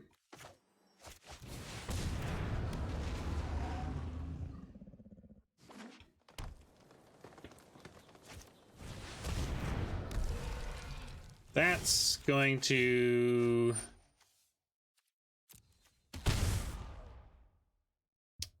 take a Fateful End, or I guess we want Fateful End for the possible face. So let's, and we can Blessing and still have attacks into the Wanderer on the Typhon.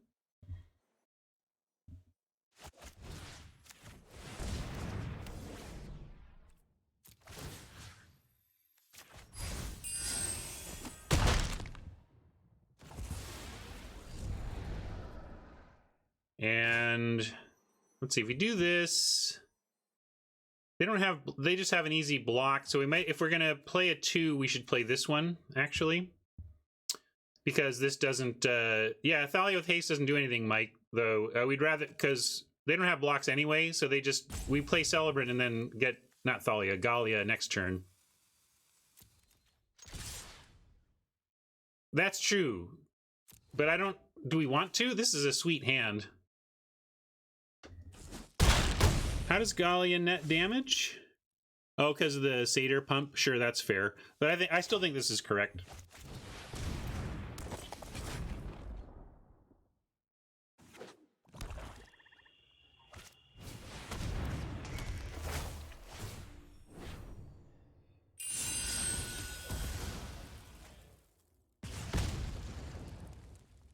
Mountain, mountain, mountain is what we really want. No mountain. The reason I wanted a mountain is because we got to use Fateful End or the Nightmare gets us, but we just win here, I think. We don't know what this card is, but it's unlikely to stop this Pain Train. So I'm just going to go for the win. There's a mountain we'll keep on top in case this is not winning.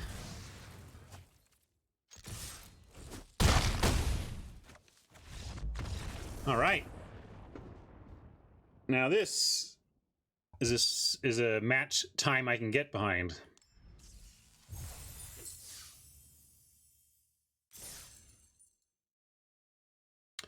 The reason this is the perfect name is because she's kind of doing the John Travolta there in the picture.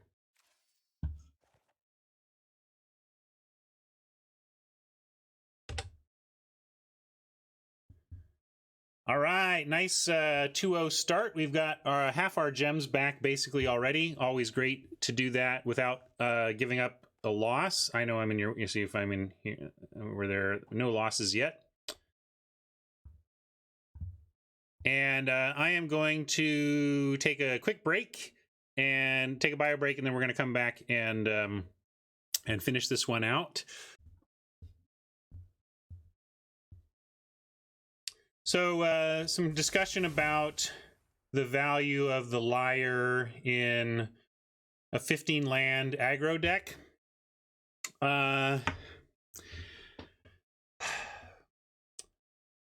What's the job of the Liar? Part of it is to do what we saw it do in one of our games at least, which is clear the way, you know, as we're trying to get those last pieces of damage through. Getting a big blocker out of the way is important. The thing is, it's pretty clunky. I mean, we're looking to spend 6, 7, 8 mana total to kind of get rid of something big. But it is installment plan, and at 3 we can easily cast it in our curve, and then it does help us late. But the drawback is if we get this early and we're trying to create pressure, and we have this Liar in our hand, and it's not pressure, and it's too clunky to actually do what we want to do in terms of holding a creature down. Like, I totally get where, I don't know who was, I forget now who was suggesting maybe to at least think about whether or not it's an appropriate card here. And there is some risk to it. I understand the risk, but I also understand the job it's trying to do. And I think it's still worth it. Because even though we're pretty low land, we've dumped our hand and we are not doing anything with our mana. So even on a low land deck, you can end up without a lot of action. And it can tap down pretty cheaply the small creatures. So I'm going to keep it in for now, but it was worth a discussion at least.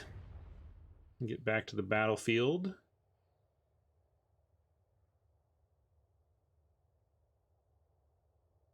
And Fluffy points out that you can go tap one, untap, tap the other. So it can do double duty too.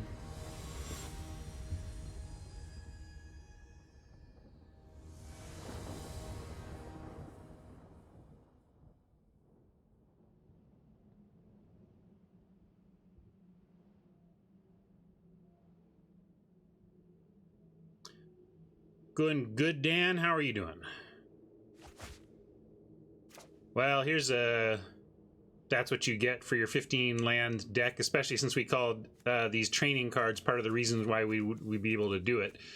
Of course, if there was a forest, if we could see the forest on top of our deck, we would keep, but we can't, so we're going to mull. And that's rough as well. We could keep, and then we're just hanging our hopes on finding green in time. That seems too risky. With the London, I'd actually rather go to 5 and craft a reasonably aggressive hand out of this, out of a 7-carder, and cut 2. Yeah. In fact, we're just going to cut the land and hope we get there. What we need to do is find another 4-power thing we can cast. Or 3-power that we can make 4 with Blessing. Or 2-power that we can make 4-power with Blessing and Training.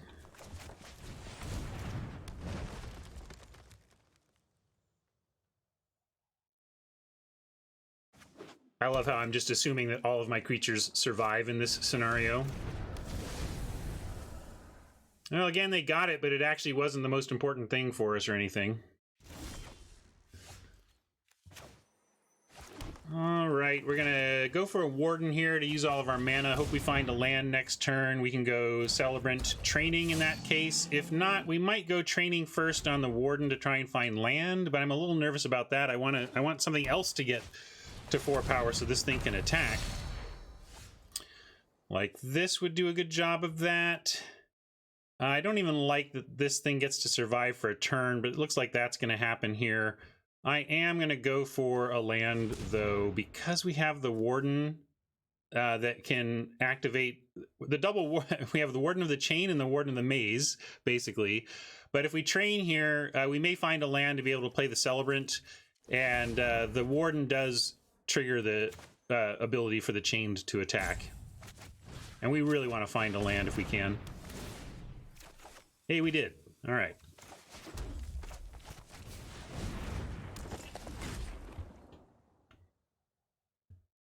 They're probably going to get one good activation here out of Renata, and then we're going to bless the crap out of her.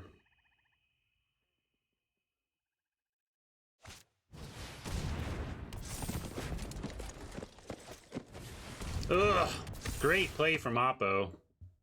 We are in the 2-0 bracket, and that was a vile turn. That's a good draw, though.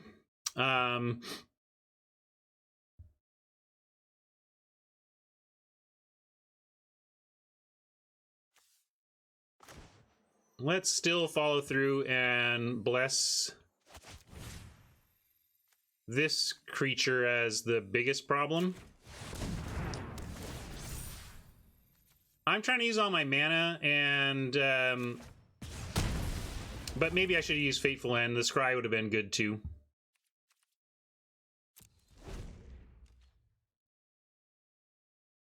And that's true. These two are far. Yeah, that's probably a mistake. I should have used Fateful End.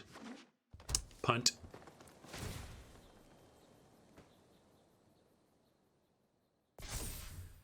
We'll find something for it. It's not like this is going to be useless, but I should have switched my removal. I went with the heuristic of use all my mana without thinking it all the way through. So we could block here and take this trade that they're offering. I'd be down with that. Yeah, or this trade. We can each of these offers a trade here. I guess the Maze Warden helps us attack, so let's try and offer a trade with this one. I don't know if we're... I'm suspicious, but maybe it's for real.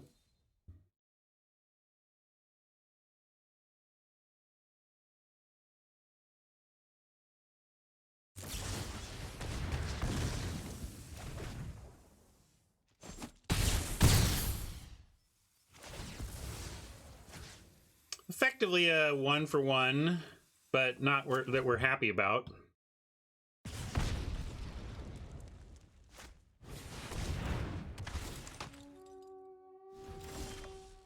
All right, well now we have something to hit with Fateful End at least, but we can also hit them now if we want to attack. We well, they could 1-for-1 for the Warden if we want to. Kind of like, let's do Maze Warden, but then we will hold on. I mean, I could pump here and allow this Warden to attack, but I like doing that next turn with Fateful End up.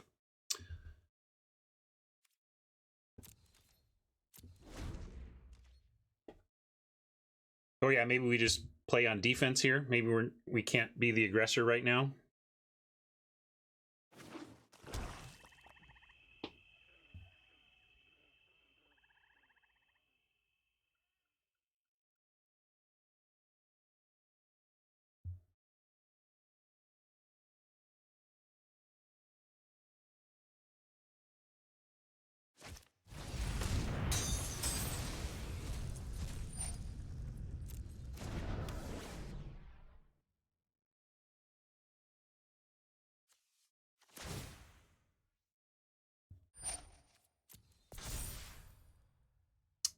So that's a big attacker, but it's very much Fateful Endable.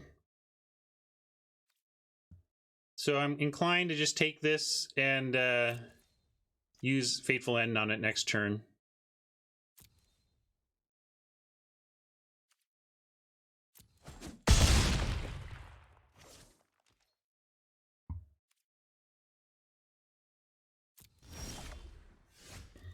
Rage Hound.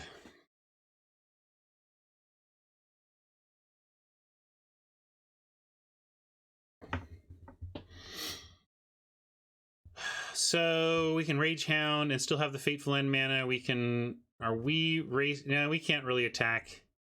We need to be on D here.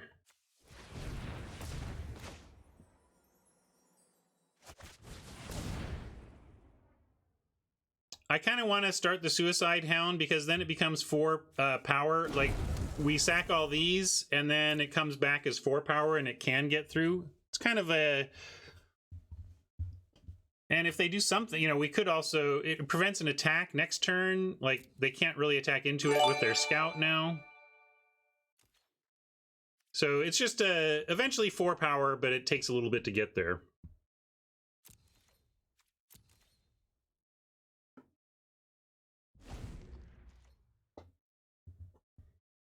This is my friend list, and apparently I have 4 buddies online. But I don't like that it's in here. Like, I maybe they really want to, they're really trying to make the social thing like, oh, I'm in the middle of the game, but hey, my friend showed up. That's cool, I suppose. But like, I so don't need this information on the battlefield personally. I don't know.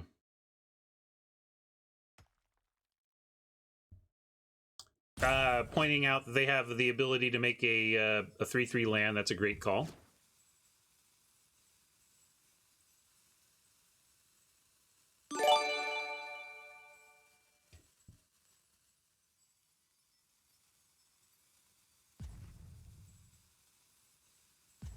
Yep, it's all going on in the corner here with untapped.gg.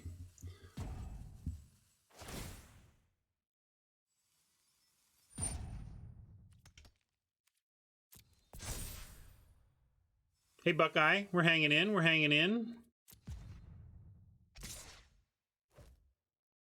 Well, if they're going to do that, I think we just try... I know they get a big trample here. They get to hit us for 5, but we don't have to use the Fateful End on that. That seems worth it, right?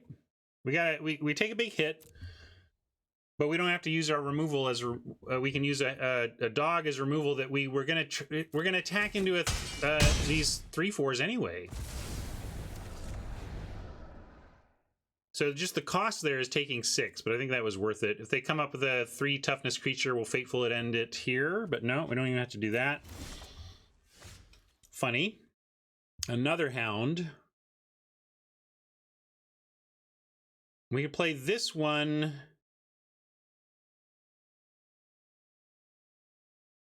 Question is, do we want the Fateful end up?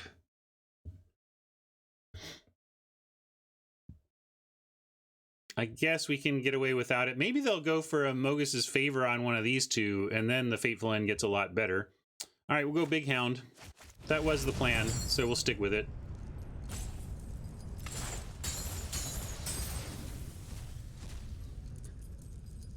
And then we have an attack here if we wanted it, but again, I want to wait, and then when we have a forced attack with the Hound next turn, then we can finally do an attack, potentially have Small Hound back to chump if we need it, and a Fateful End to support our attack.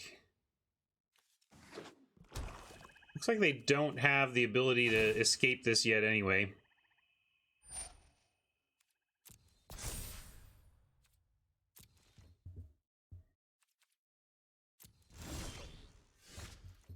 Okay.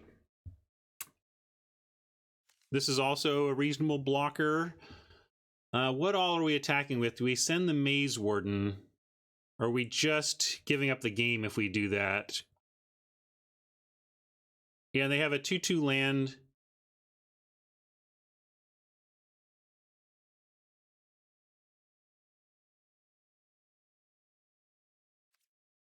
I think we leave the Warden back. Although the Warden could pump to threaten... Yeah, that's all right. We'll leave the Warden back and send this and this. And then if they double block the chain, we can at least Fateful End to make it a 2/2. You want to send the 3/4? I guess the 3/4 threat... We want to leave something back to block. Yeah, that's fair. We could send the 3/4 too. This tramples, though. But this can be pumped up to a 6/1. That doesn't get us anything extra, though, right? It pumps. But how does it pump in a way that... Hell, I guess because if we don't want to pump it, we can have them bounce.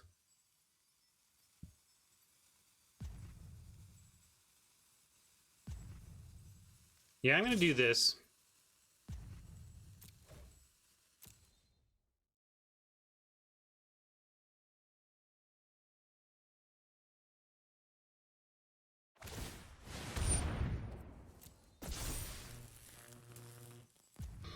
So we could Fateful End the land.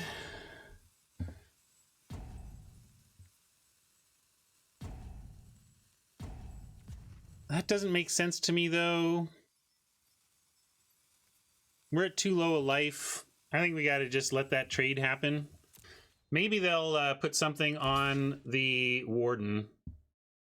No, they didn't. So what are we going to play this turn?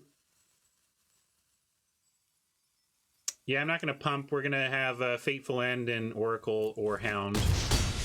Probably Oracle here.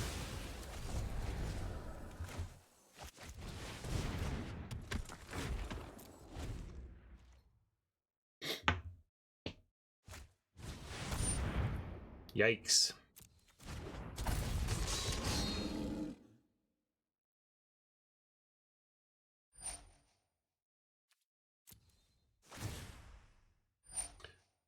Fateful End doesn't help us stop this from happening, so it just kind of happens.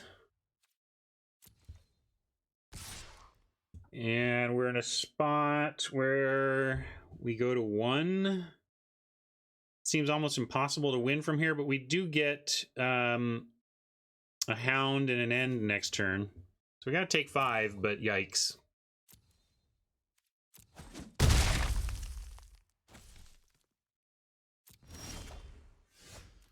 More land, I don't think does anything for us of relevance. So play a Hound. Pass.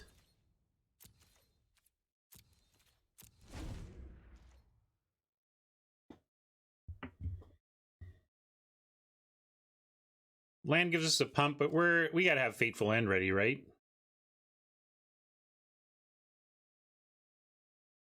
Oh yeah, on Maze Warden, that's true.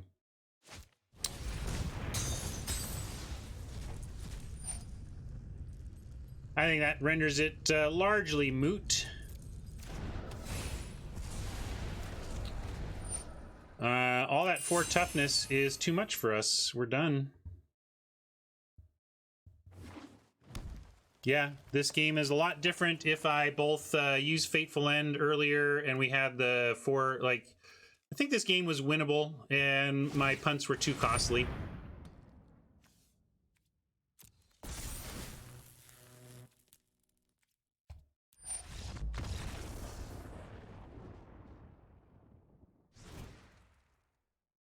Yeah, that's what I'm talking about, Mike.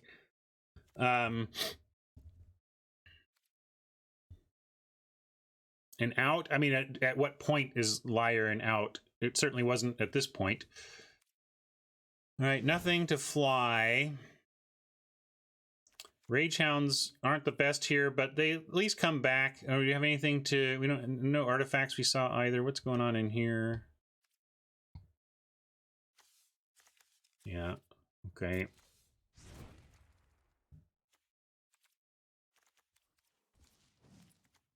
Portent.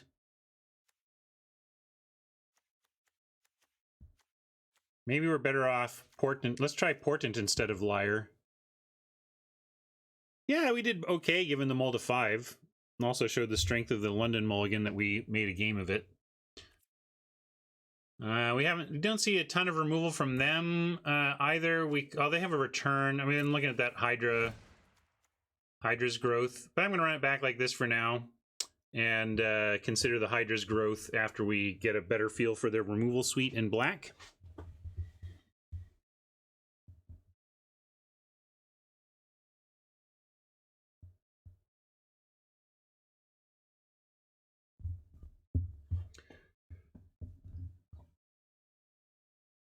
The big encouraging takeaway of my punts is that I somehow managed to win 65-ish% in best of 3, despite all the punts you see, which both shows you how much better the top players in the world are at tightening up their game and where they get those extra percentages. But also, fear not, if you punt a bunch, we're all punting a bunch for the most part, and even you can punt your way to an extremely high win percentage in this game, so go easy on yourself. It's a tough one. This looks great. Here's our Portent instead. This was going to be the Liar, but we have Portent instead, so we'll keep that in mind.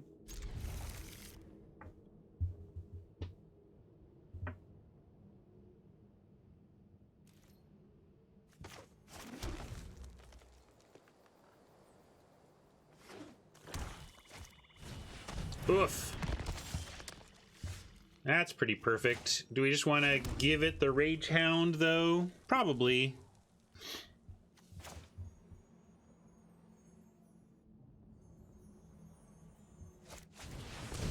It's gonna, you know, I just always want to do Hounds on 2 unless there's already something that completely stonewalls it.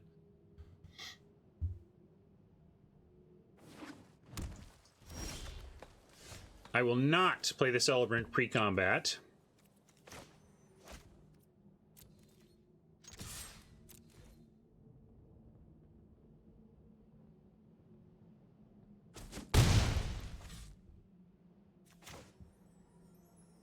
We're going to go with mana usage here. Play our 3-drop. It also does not die to a physician counter. It means we can't really attack. If we attack with both of these next turn, they get to chump here and kill the Hound, which is also fine. It does the same thing either way. Let's see what they want to do here.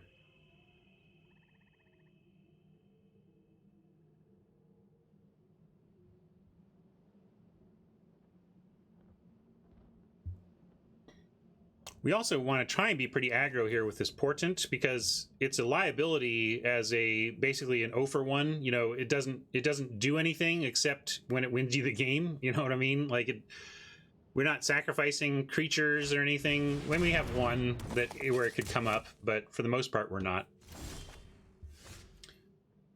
Well, and now they've got a nice block on it. Oh, this is why they didn't block, because they want to block here, right? And we are deciding whether we want a Portent here just to prevent that. Doesn't seem like it. We may have to just...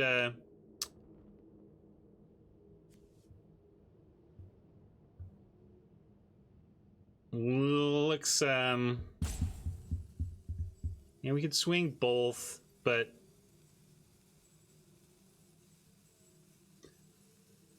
If they want to trade double block and trade Physician for Scout, I'm in for that.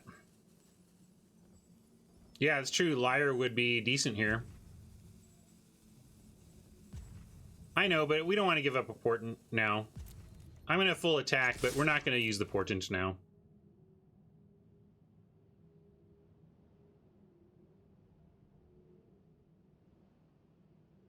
I want to use Portent on something that has significant power, like...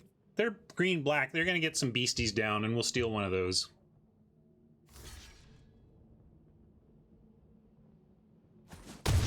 Yeah, if they double block, we go into full control, and we just don't kill the Physician.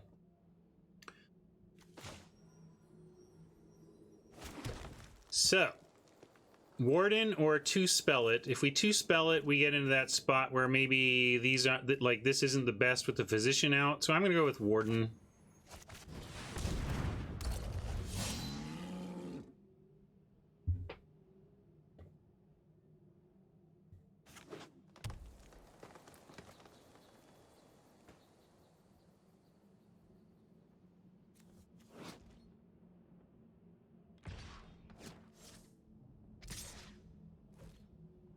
What do you think that signals?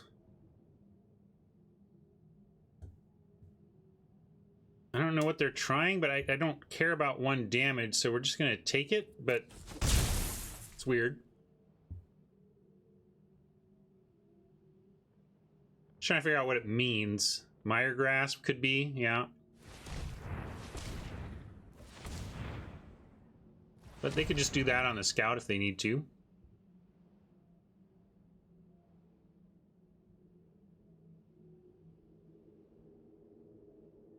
That the +3/+3 doesn't even seem that great because you're 2 for 2ing yourself.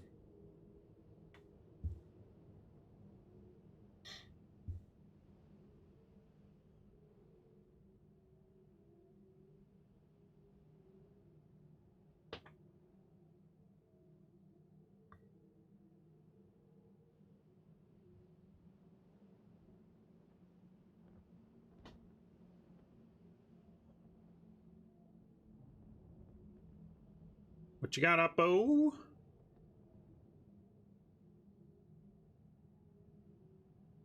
Can't cast the bleeper on this board.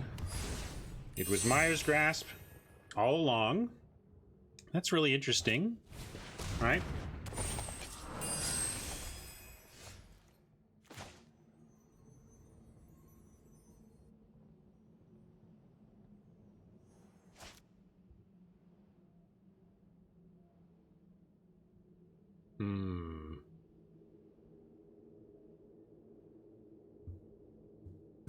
This is a weird board.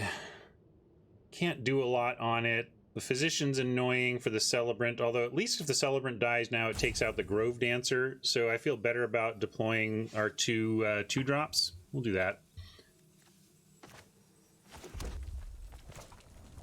Mike just wants Wanderer and Pass. I like playing the Celebrant now, because now I'm willing to block the Physician with the Celebrant, for example, and take out the Grove Dancer. As long as the Celebrant has a target, I'm okay with playing it.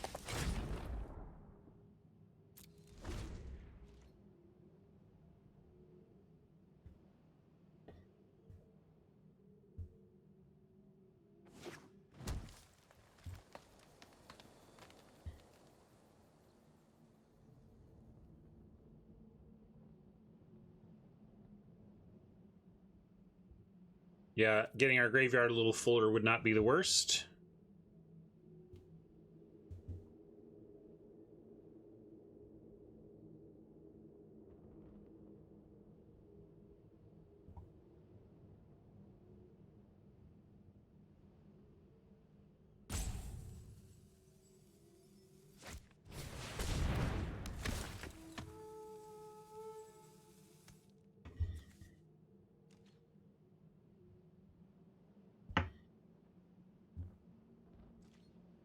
I'll say I sure wish I had the Liar right now.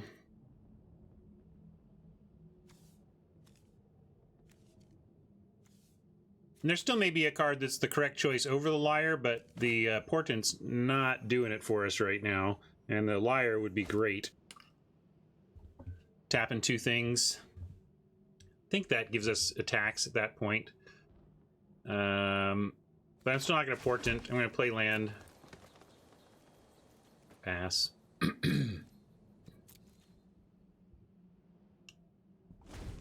Yeah, it's just a data point. It's not a conclusion. We're just thinking it through.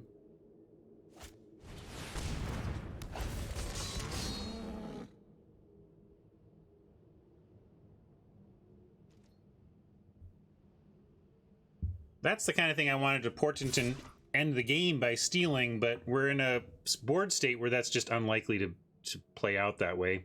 We may find our sack. You know, if we get one more land and our sacrifice burn, we can actually do the trick. We do have one way to sacrifice creatures, so are we trying to trade for anything here? Oh, sorry, that's indestructible, so that'd be a big no there, Bob. No, we don't need to chump. Oh, I guess it does put it in the yard. Do we have anything to do with it besides chump?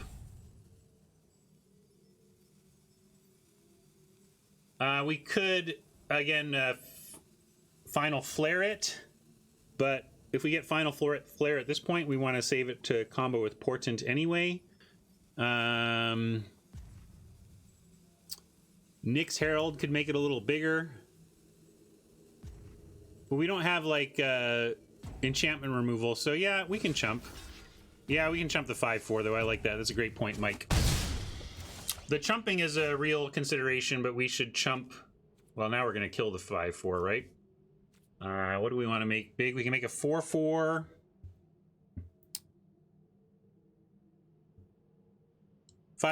Make a 4/4. Get in. Find a land here.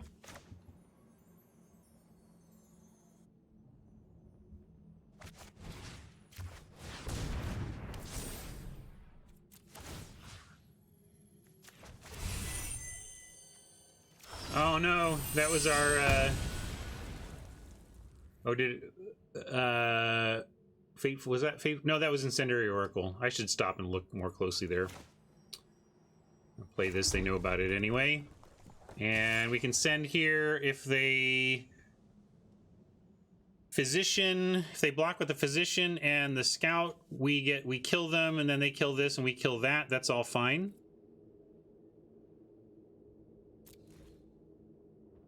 Great God Alm doesn't like the attack. I think this is fine.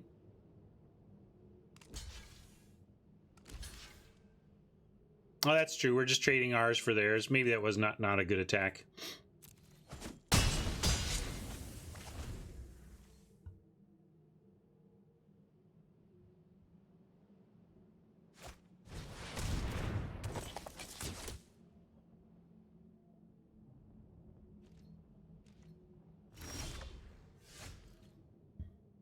Man, this is getting awfully stalled for our ostensibly aggro deck.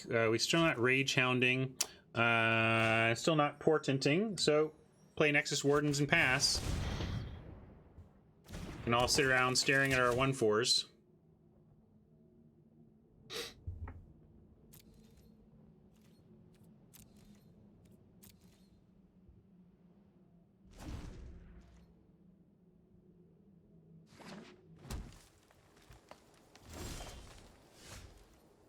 Well, that's interesting.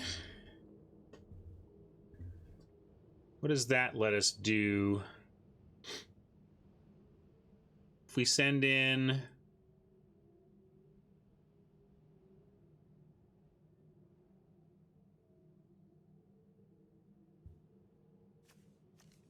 and we want to... we could Portent and Galia. Let's go here. See what that looks like.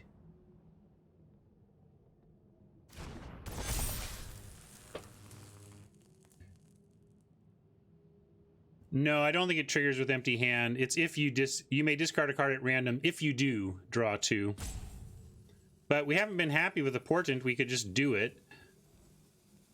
Does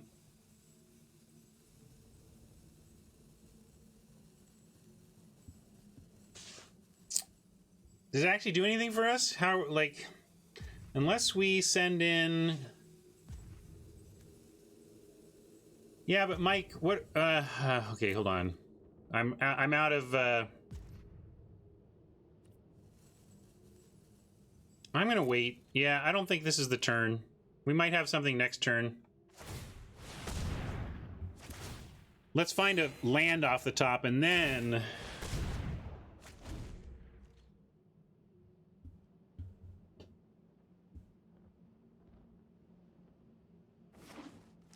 Yeah, I like that.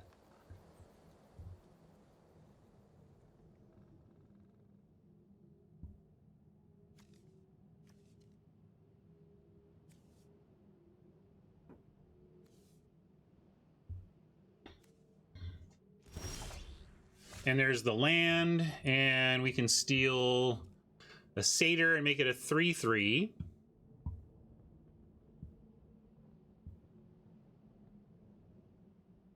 Yeah, we could also take a 1/4 so they don't get the easy block on Galia. And it's also a Satyr too. So yeah, let's take one of the 1/4 Satyrs instead of the 2/2 Satyr.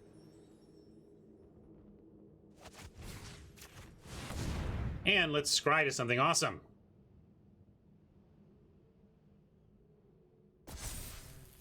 Well, okay, we'll scry away something not awesome.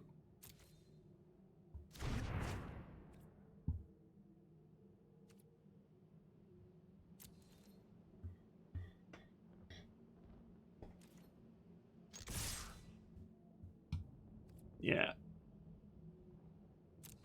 Ship it.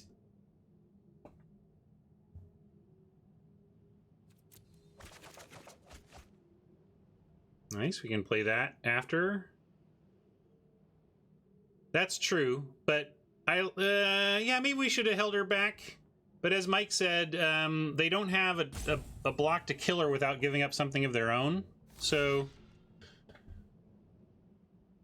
at least has that going for it.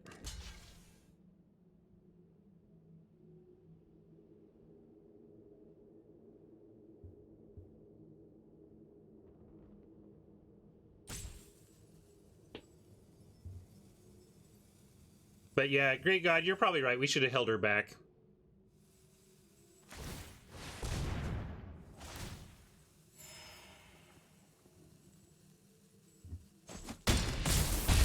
He's gonna 2-for-1 me? How?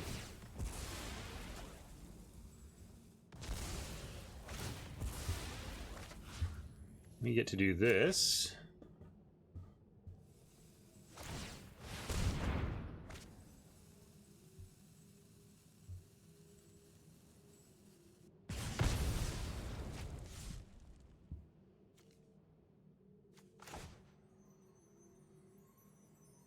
Yeah, I could have killed the 1/4.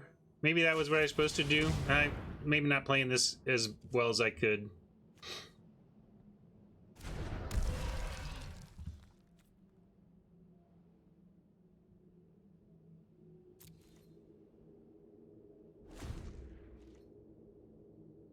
They had one anyway, though. I don't know.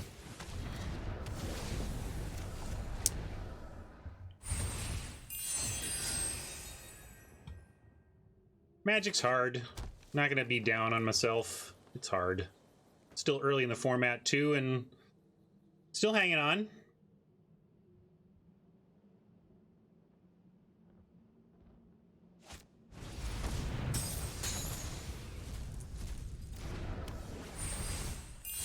Although that doesn't help. Not sure how we win from here.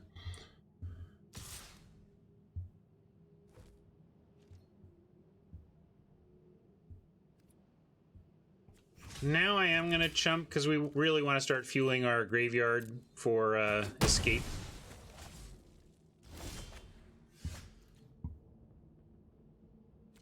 Got a lot of fuel there right now, at least. Not just both. Yeah, this is nice. They both use 3. So let's make the 5-2 where we have some choices.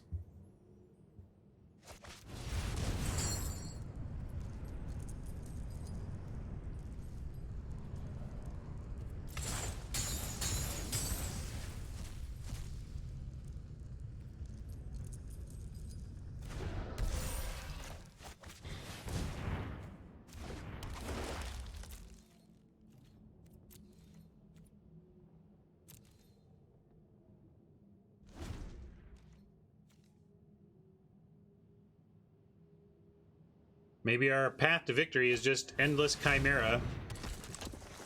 Run us out of cards and them out of defenders.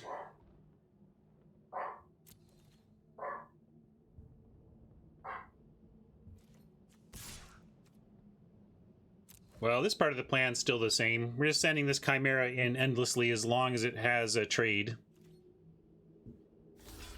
Read the freaking card is what RTFC stands for. It's a reminder to not assume you know unless you know you know you know you know. Now we can do Typhon and Rage Hound. We do have 6. Yeah, Endless Typhon is maybe a little better. So maybe we just save it all for that.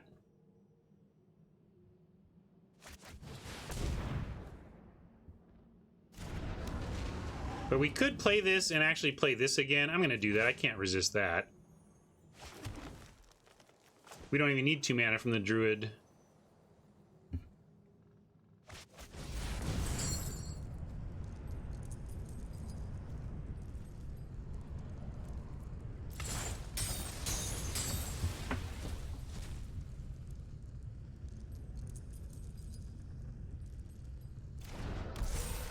Here's hoping. Maybe they just draw land.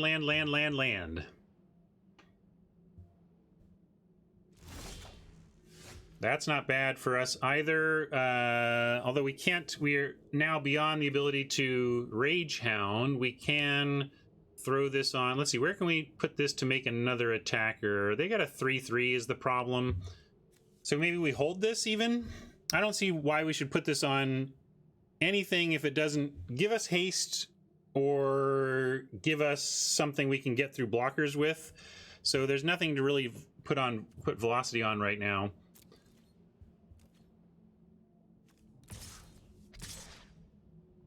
If we send this, they could eat it in exchange for 9 damage. I'm going to pass on that. We're going to keep asking them if they want to block or not.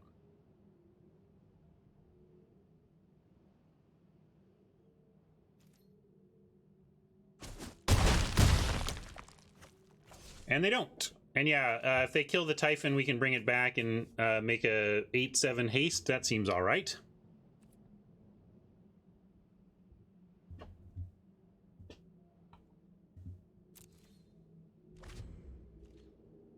If they start attacking, I kind of want to chump the Caryatid. We would rather have escape fuel than extra mana on the battlefield. Training is interesting because now training plus velocity on something like a Warden's does turn it into... Oh no, it still makes it a 3/4, which is not quite enough. Yeah, only 2 cards left in the yard right now, 17 in library. So, we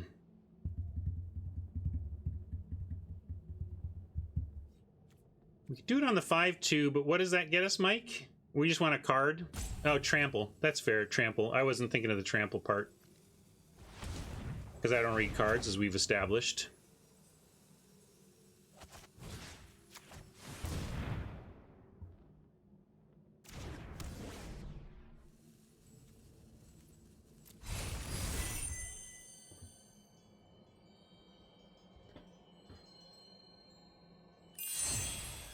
Yeah, we could put... Oh, no, nothing there. We could put velocity here, too, to make it not even a good... Oh, there we go. New plan, new plan.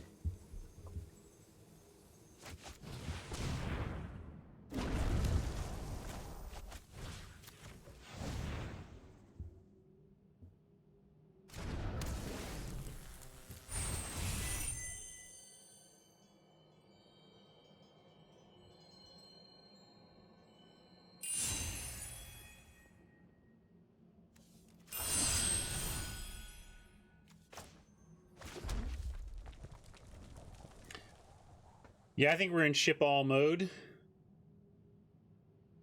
They can't take the time to eat our small creatures, and if they do, we fuel our escape anyway.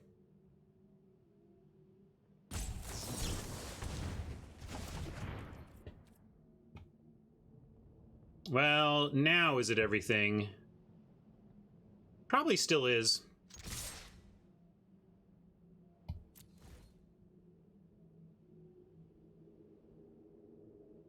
I mean, they're at 13 and we're sending 10 big. Like, I want them to take...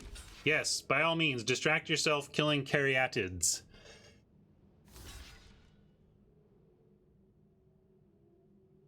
If they have another removal, then it looks like they have another spell in hand. That's a little rough for us, but I think not knowing about a spell in hand, it was correct to send everything. We don't care about these small creatures much anymore. Yeah, fill that graveyard. I like... Fill graveyard way more than 1 power attackers.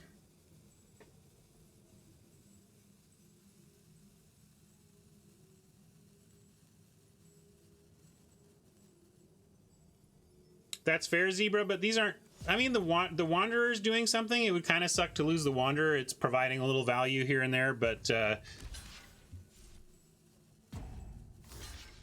Okay. That's pretty fine with us. 3/3 or 1/4. What's the thing we need dead more? Is it actually the 1/4? It's not lifelink, is it? Why lifelink? What?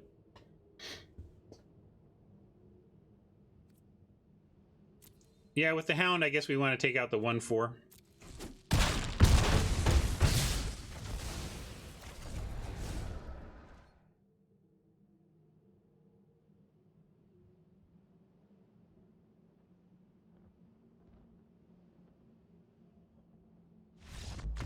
Okay. I was saying I didn't see how we could win that one, but we chained together enough action to get there. So, at the end of the day, this Portent was tough to use. And we're on the draw now. I think I'm going to cut that and let's rethink.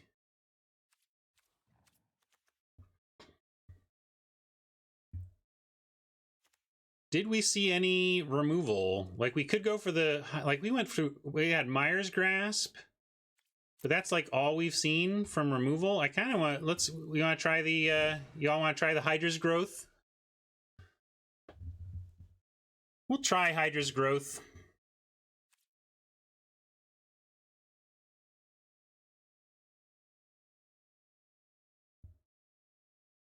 Normally don't like it against black, but they really didn't show us removal for it. Now we're going to try this instead of the Liar. I still think the Liar does have its issues.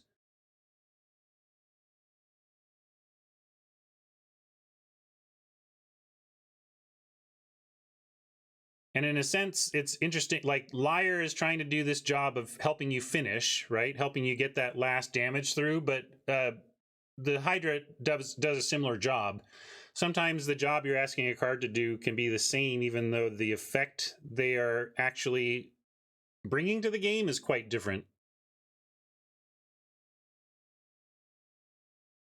Yeah, Mike calls out, we want to either wait until the coast is wildly clear later in the game, or put it on something that survives a Mire's Grasp. Yeah, Hydras can be removed with their hate, but if they if it sticks around a bit, at least the counters stick around. It's not like the counters go on the enchantment. Well, nothing early, which kind of stinks, but I can't throw this back. We've got a powerful removal spell, a powerful 4-drop. We've got our Hydra's Growth to give a try, but whatever. This is a little early, actually. I would like to get Hydra's Growth later. But we're going to keep and hope we find some early action. 2 draws to find a 2-drop. 3 draws to find a 3-drop. Oof, bad start. Come on, deck. 2-drop, 2-drop, 2-drop, please. This is our 15 lander, by the way. You know it. Of course, 5 of 15. Yep. Let's be clear. This is a 15 land deck with 3 4-drops. Thanks, deck. Thanks a lot. We appreciate that.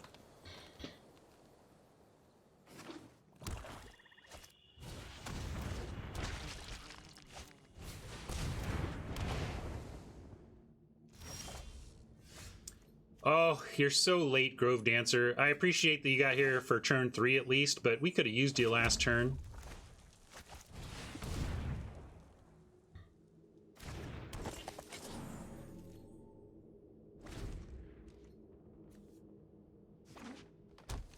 Alright, I keep forgetting Grove Dancer's activated ability. It's so hard to find the time to spend 3 mana that I've never really activated it, but I've had some windows where I missed activating it. We could Blessing here, but nah, we're just going to offer this trade. They can have our Grove Dancer, and then we'll drop a Typhon.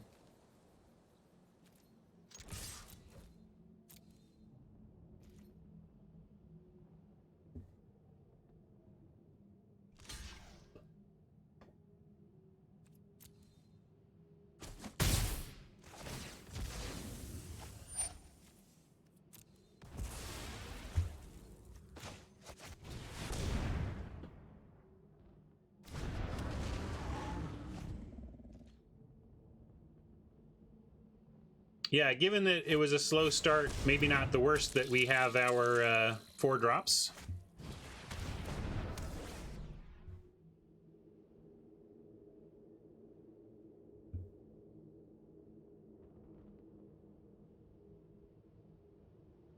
Hey, Darther Who. Right now it costs 1,500 gems to draft because the only queue available is the this best of 3. But once, or if you want to draft the new set, there's also older set available for 750 gems or 5,000 gold. Yes, we will be blessing that, I suppose.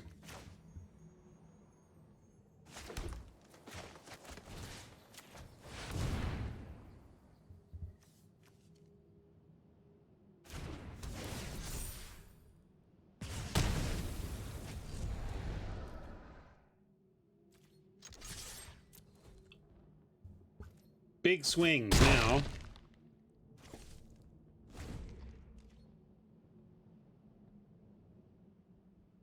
I could have put plummet in, says Mike. I don't think it was a plummet spot.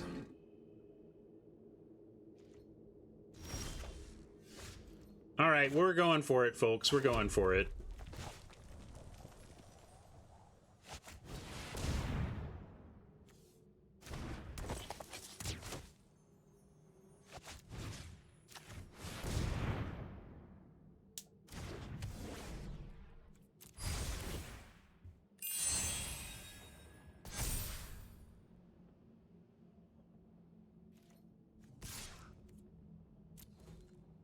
We did this because we didn't see much black removal for them. This is where they could really hurt us with a, especially the 5-mana instant exile. That could be painful. But in 2 long games, they really didn't show us much removal, even in black. So we're putting them to the test here with our aura. Okay, so they did have, and that was called out, that they had a return to nature. But they 1-for-1, and we still got a counter that allows us to attack through the Berserker, so not all awful. Still, they have, yeah, a favor that can get it big enough. 3 damage off the top. Ooh, yeah, it is. It's not what I thought, but we'll give up the wardens here. We get wardens and we sack 1 warden to play the other warden. Our deck is like full of wardens. Oh yeah, we can ditch the enchantment. Thank you, good call. We'll do that. I forget.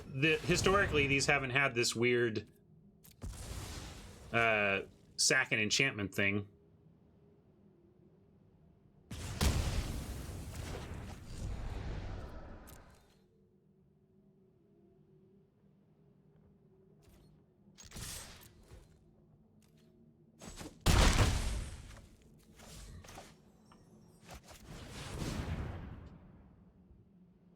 Oh yeah, Treacherous Blessing plus Final Flare is some good.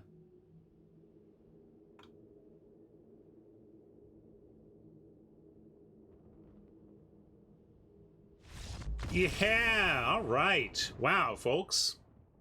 Well, here you go. Best of 3 can hide a lot of blemishes.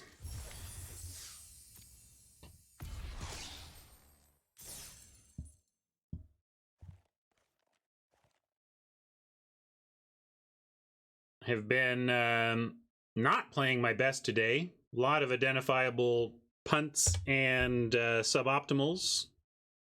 But we're 3-0. Because Magic's hard. It's hard for everybody.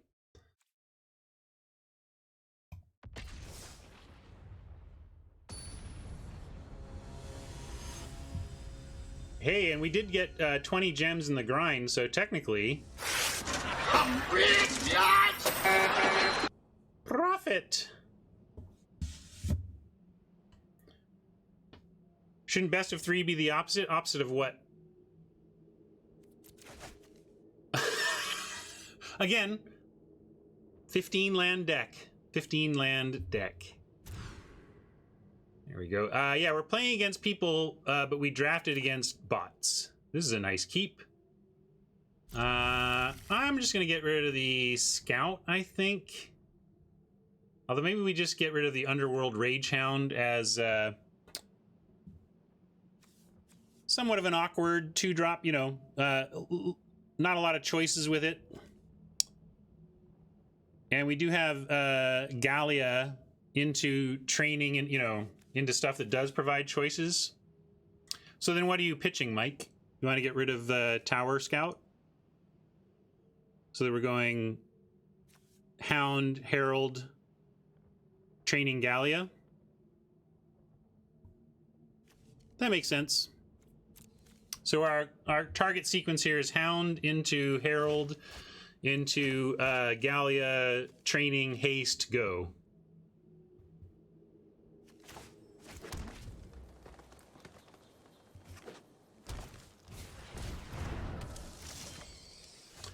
That's fine. Ragehound has a job. It is to trade with a spider.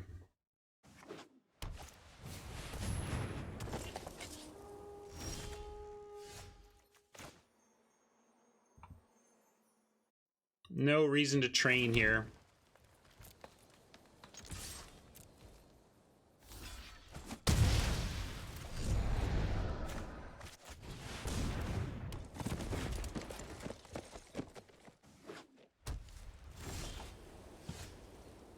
Nyx Pump's Hound? No. Does not currently.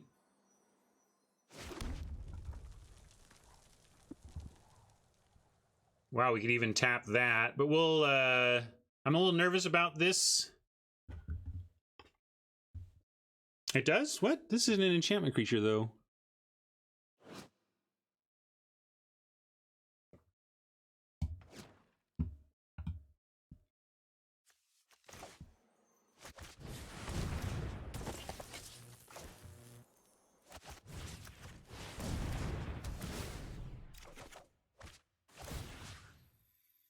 Go here with it, then they're both lethal to the Wanderer. Bye, Travis.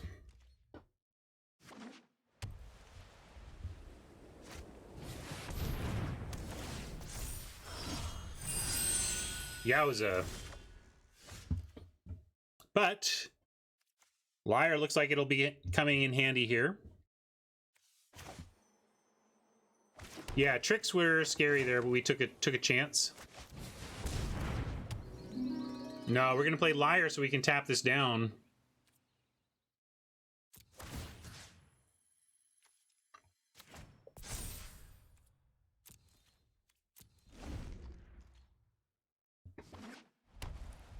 Maybe they'll make it bigger with another enchant. Forerunner.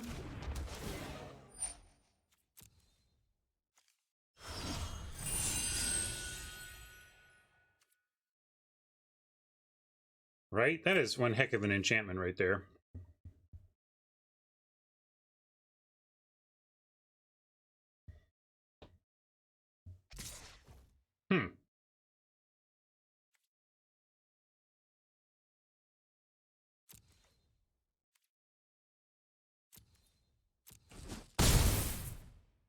Yeah, we could race, says Mike. This makes it a little more awkward. But we are going 6 to their 5. Let's see. Yeah, that's fair. We can at least do it this way.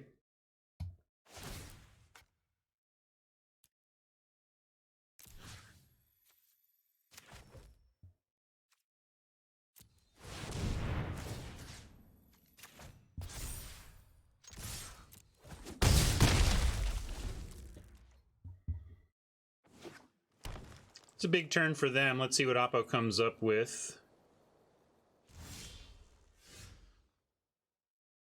Yeah, we'll wait.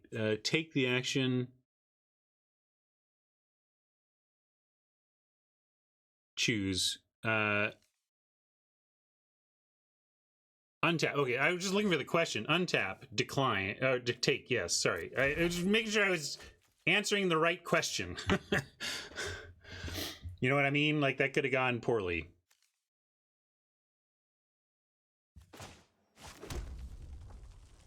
We've got Caryatid, but I want to go for Max Pump. We could tap 5, but if we tap 7, we survive. We can tap it through a pump spell. And I think that's important enough to do here. The Caryatid doesn't quite do enough on the board to be worth more than a little insurance on this Liar play.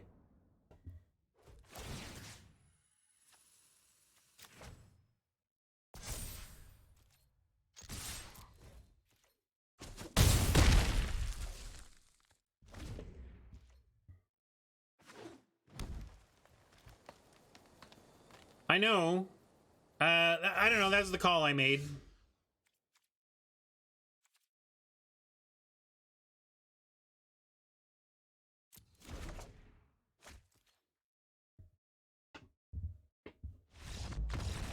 All right, good start.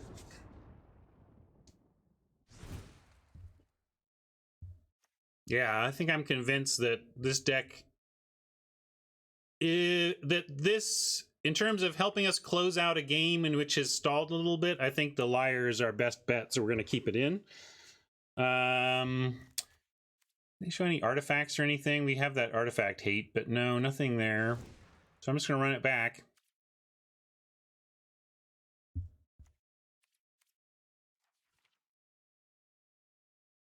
We have Plummet. Are we worried about flyers from the white deck? Probably Plummet is playable. But I'm going to make him show me a flyer.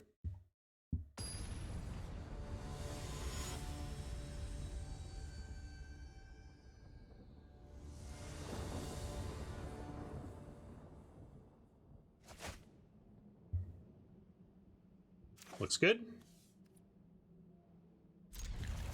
Gallia pumps our wardens.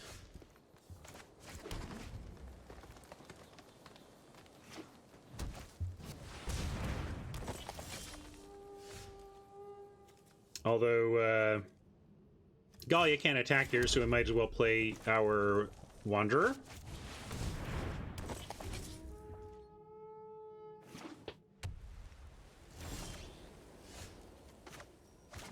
Liar, liar.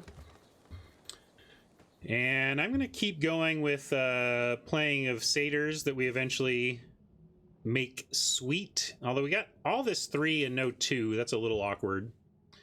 We could do Scout. It's true. Scout is not pumped by Gallia, but does attack through this, and the wardens don't. So my mindset, my mind sees the Satyr Lord and wants to play our satyrs, but this Scout can actually attack through their Wanderer.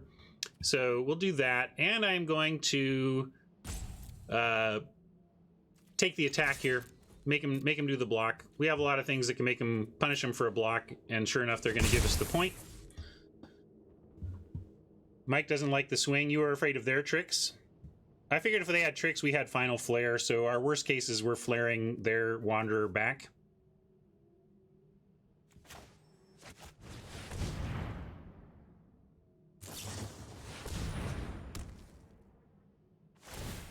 Yeah, it's true they had trick potential, but I just felt we had insurance against tricks with the Final Flare, so it was okay. It would have been like a 2 for 2 that we could have had out of that.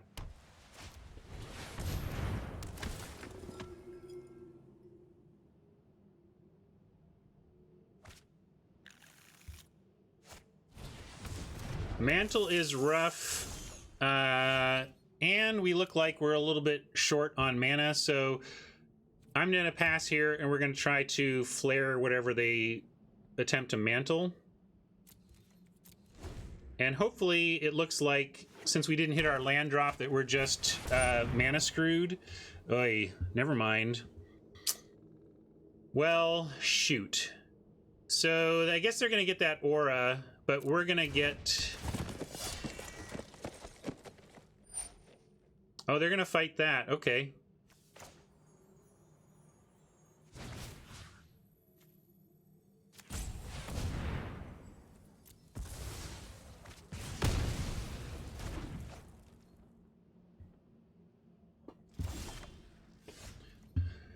And now we're counting on the liar again, because they're going to throw this somewhere, and we're going to try and get our mana up so that we can keep it tapped down. But yeah, here we get a Typhon. That's nice. And let's see, do we want to offer... And it's a 1 for 1. If we send in the Scout. But we would get to kill, like, the Wanderer, which wouldn't be bad. I think I'm going to offer it, because we know they're going to play another enchantment. Mike doesn't like sending the Scout, but the bottom line is, Mike, I'm totally willing to trade the Scout for the Wanderer here. So I'm willing to make this attack. And also, if we fuel our graveyard, that's okay as well. I don't know. Mike disagrees, but I'm making this attack because I was willing to trade for the Wanderer. But I'm not even looking to block.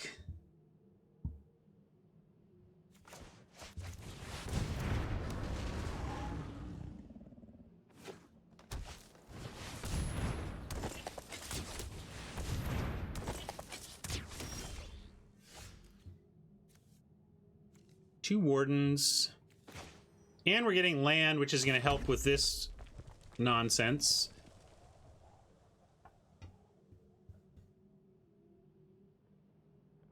We can Liar and Gallia. We can Liar and tap down something. That's true. Great call. Great call. I forgot that we could tap in response. So we'll do this and hang tight.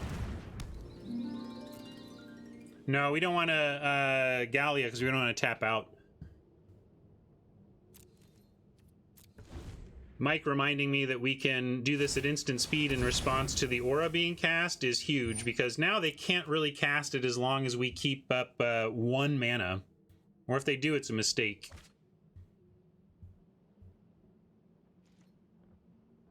I'm trying not even to mouse over my Liar. That we can't do anything about for the moment. But they can't play their aura, so they get 1,000,000 life. And a land.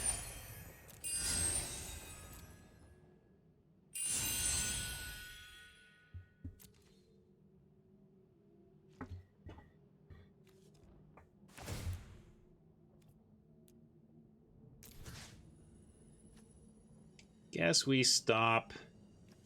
It doesn't really matter. I don't think we're attacking for a little bit.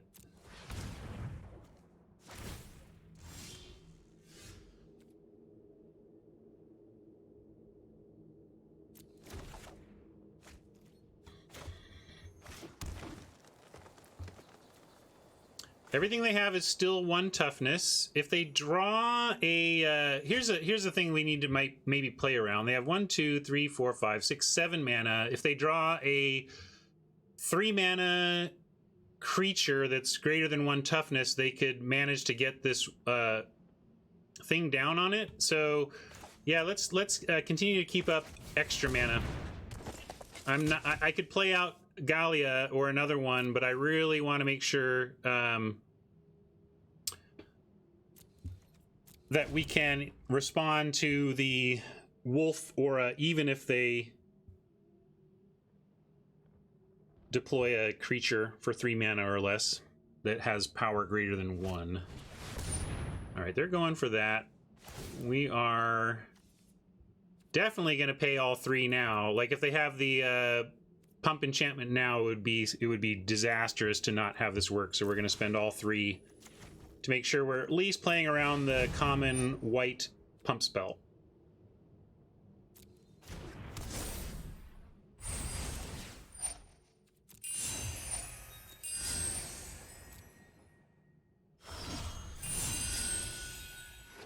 It's hard out here for an aggro deck, but we're trying.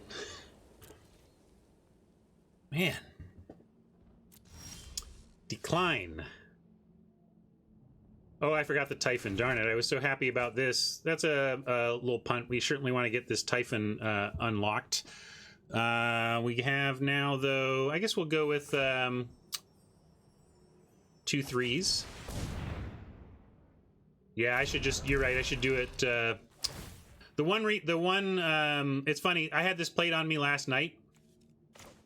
And those of you who've watched me for a while know that, like, when I have things like Evolving Wilds, I will sack the Evolving Wilds the second I play it, or else I'm in danger of completely forgetting. However, it does matter.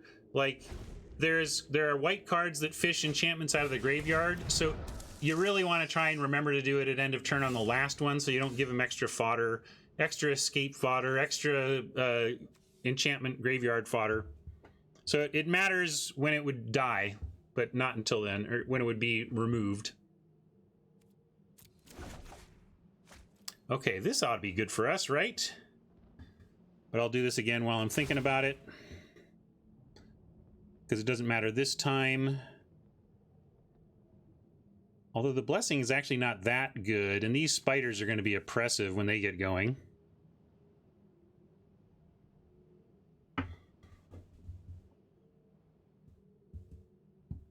Mike wants to fight one of the wardens. Probably makes sense. They're gaining a lot of life out of it, and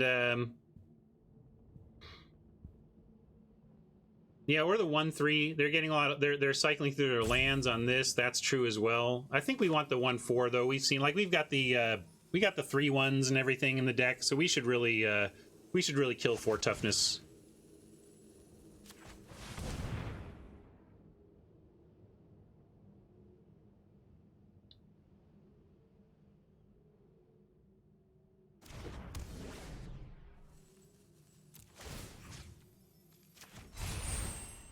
Got 4 wardens out here.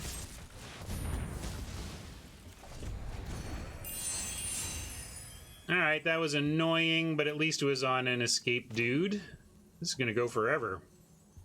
Somebody called them on having that. They were right to be thinking about that card. We could send these, except we don't have a... Oh, wait. I don't want to do the Gallia send until we have like a land to pitch.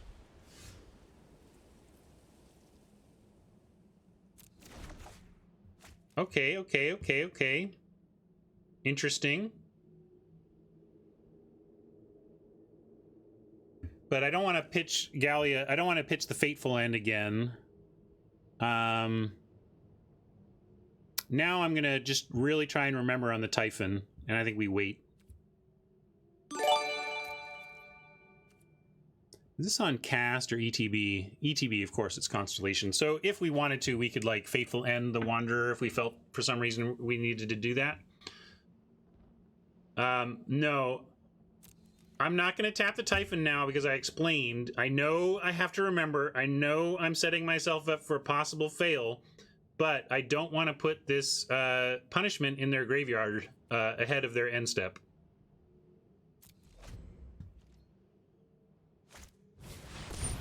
Alright, that's a cool Fateful End target.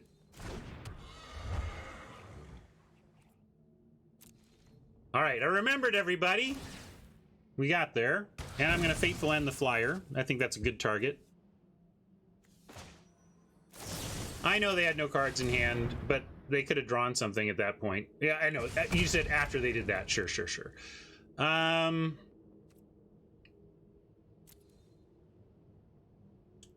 Exile creature, not bad. Like, it would get rid of these spiders or whatever. But I kind of want to bin it and look for a land. You want to keep it? I love it. We have Ember B saying Oracle seems good on this board, and Great God saying it doesn't do anything.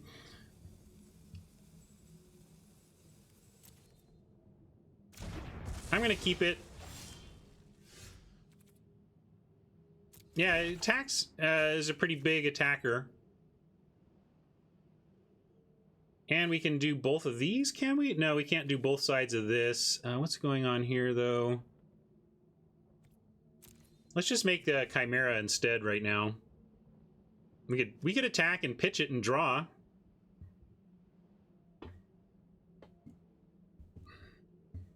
We'll do Chimera this turn, though. Yeah, Mike's right on that.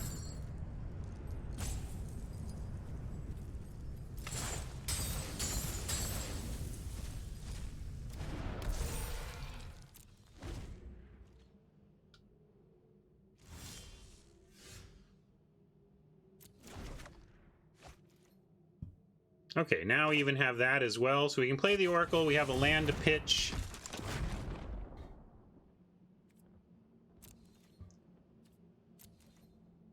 I'm sending this.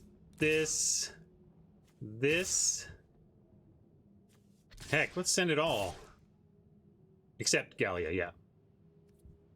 But everything else looks reasonable here.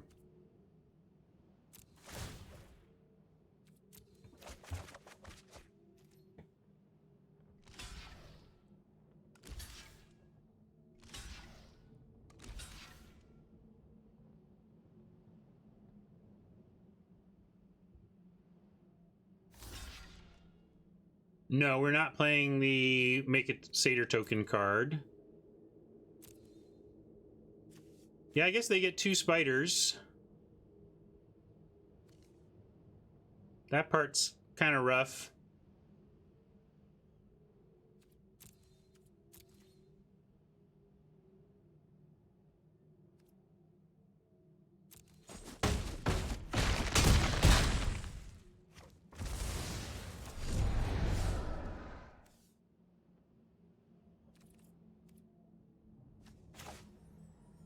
How much fuel for spiders? They have 7 cards, but 2 of them are the spiders themselves, so they can get 1 of them right now.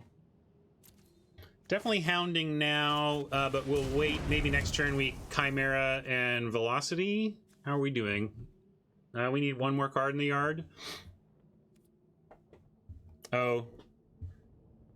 That's, well, yeah, I guess they make a 5-er.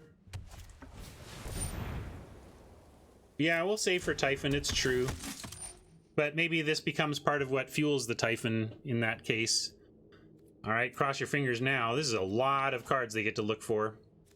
They found an Indomitable Will. At least we know about it. They get a lot of life. They get to find more land.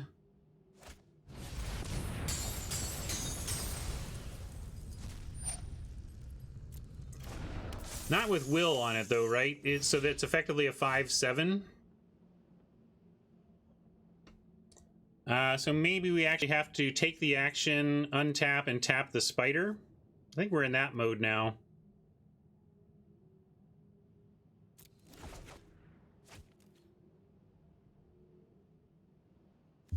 So it will become 5. We need to put at least 5 into it, which is too bad because we could use the 2, although we still get escape velocity. Let's start here.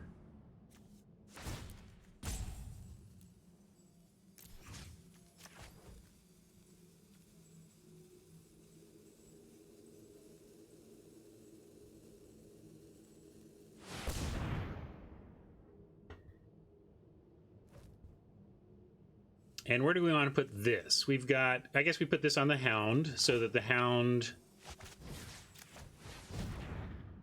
doesn't just get eaten.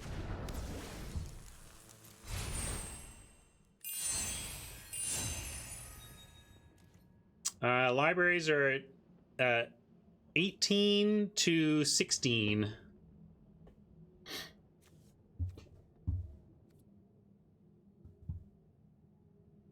So Hound 4/4 2/5. Yeah, I know they do, but we're gonna pitch this and draw. We still lose the Hound, but that helps fuel our stuff. I think it's all good. I think this is still a good attack, right?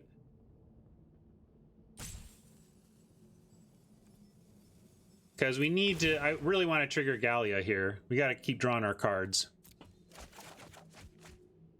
Yeah, it could. These life totals.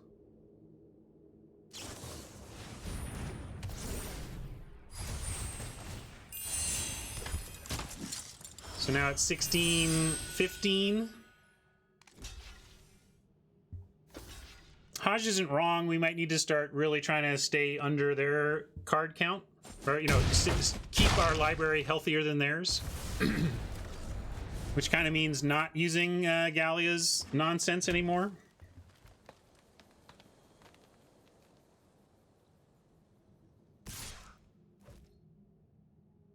And here we have the mantle that cracks into wolves. I think we just say no blocks here. Take 5. I think we might be in slowdown mode.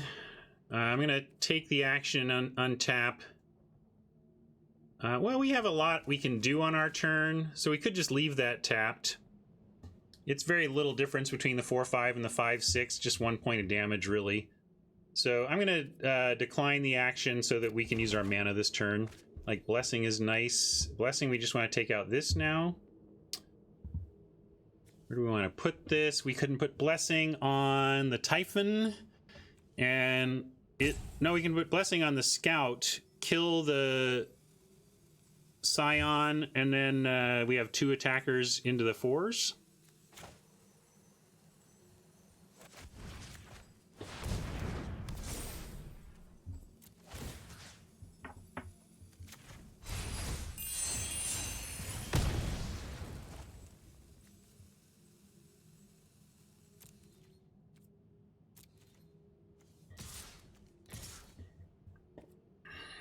And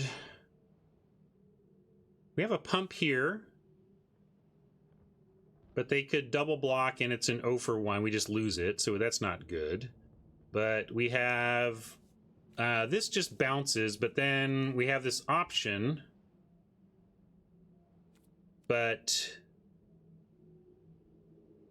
We could send both of these, but then they just have easy blocks. No, that's okay. Just those two. What does it do to attack with the wardens, really? They just block with their wardens, right? So I'm gonna stay back and have some defense.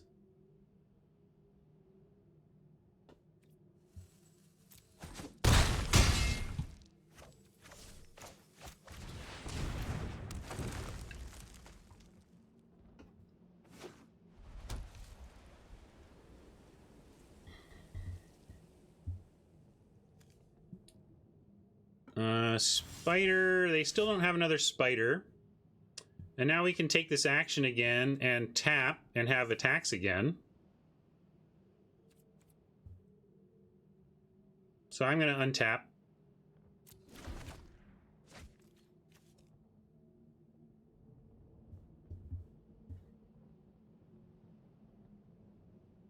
We're trying to get there on library or damage, because it kind of affects how we do this.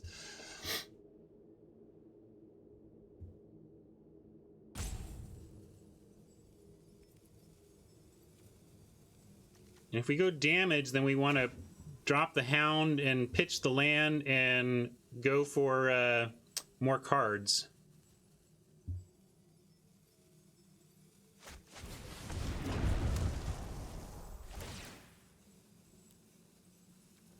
Well, I'm just getting out of the hand because it does something. It doesn't attack this turn or anything. That part doesn't matter. We're going wide enough, Mike, that I just want to get it out of hand.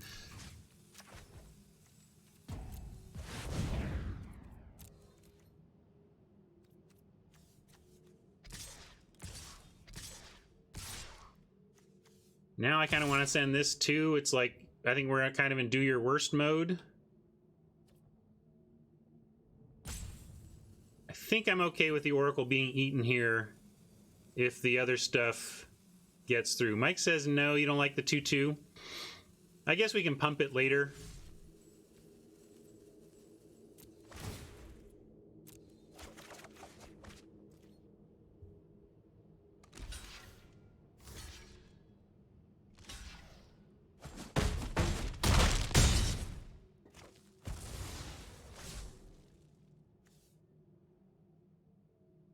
We can even go ahead and scout, but we might want to wait till next turn. It doesn't do anything for us this turn, and we might want to save this mountain for more Gallia nonsense next turn, so I'm going to hold. Yeah, Mike and I, Mike is vetoing me all over the place, many times correctly, more often than... You want to play the training on the Oracle now. I suppose that's where we're going to want it. You want to do that now? All right, we'll do it now. I'm just doing whatever chat says now. Hey, good. We got a land, so we have a discard for Gallia. Yeah, Hound at 4 power would also be good. We have escape velocity for that, though, if we want. We got serious yardage now.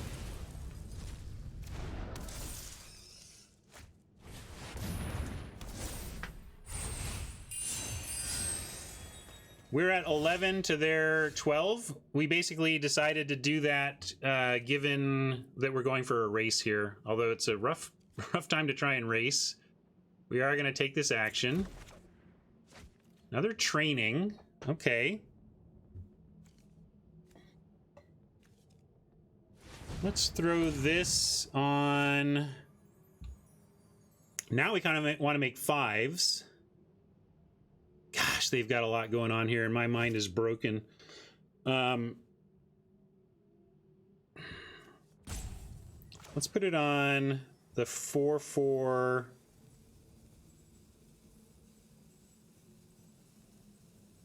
Like, if this 4/4 dies, it's actually okay for us, so we're going to put it on this one.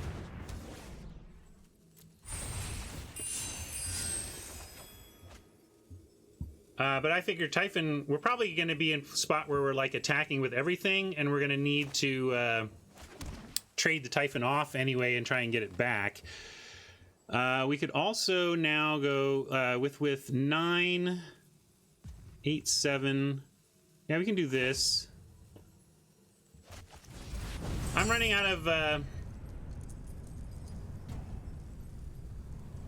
Wait. All right, I'm at 0. We've got... Oh, that's Carden's hand, not yard. Sorry. 7, 6, 5, and 5 for 2 and 3. That does it if we get rid of everything else, right? Okay, I'm going to do it.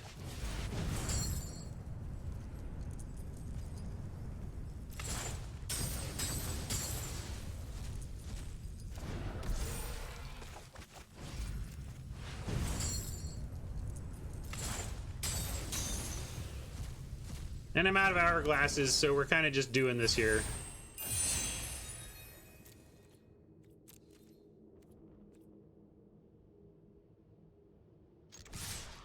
Gotta send those.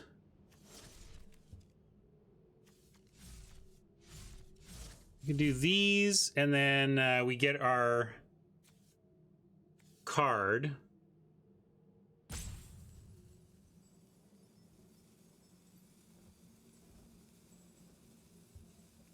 Again, I'm not saying my play is perfect. I'm just trying to work with 0 hourglasses here and trying to basically just get some...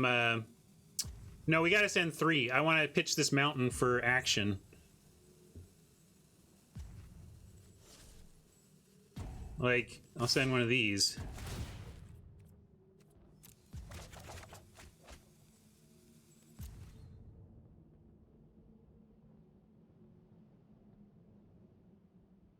I'm digging at this point.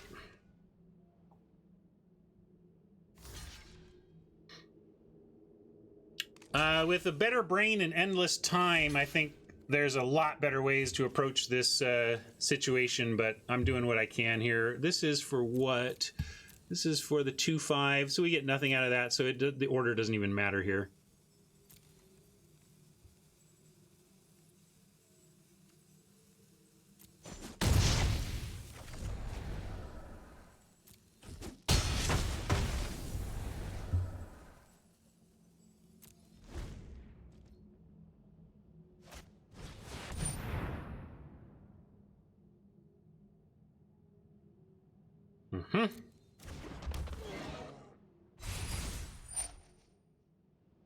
Yeah, we'll tap the 1/4 at end of turn.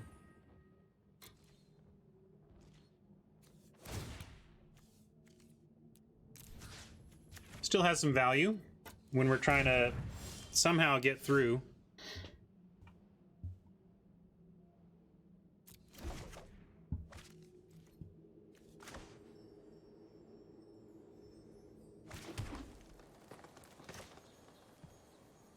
Let's see, we want to do this.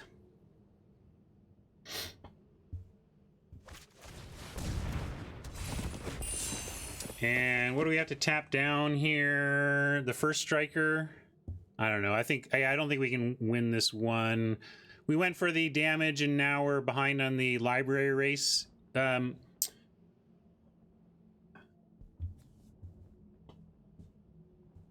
am I giving this trample? Oh, with this, yeah.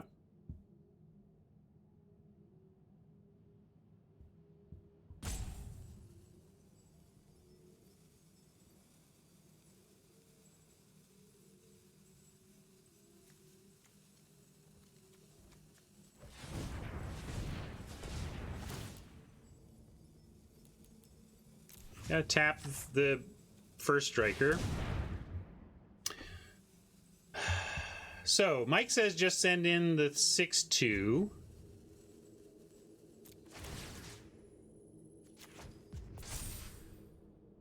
And what are they going to trade off if we do that?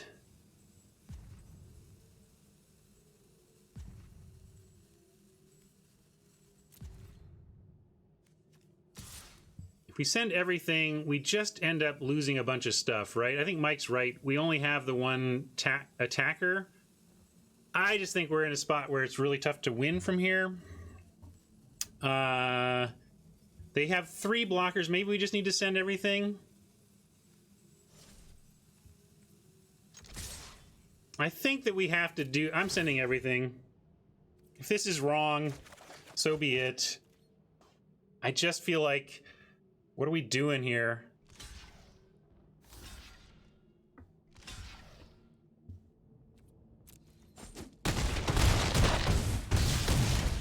I did it because they only had 3 blockers. And I'm trying to find a way to get through. I'm sure you're all right, but you gotta understand, I'm streaming, I have 0 hourglasses, and I just don't have the mental capacity to find the line here in this, okay, we can take this action, though.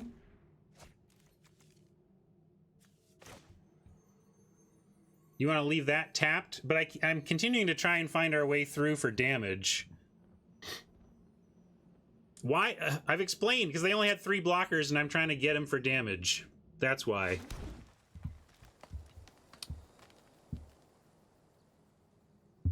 Now we have a lot in the yard, so we go Typhon.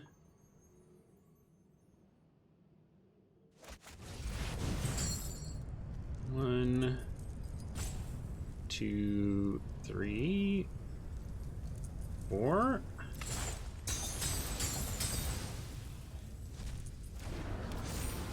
And we'll go Maze Warden here.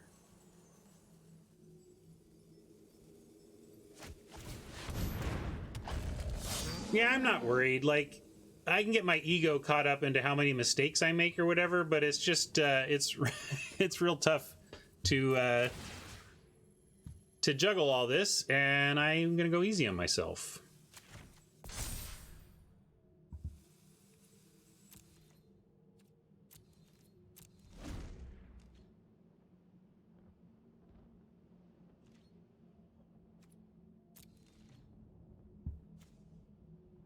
I don't have to do anything, D.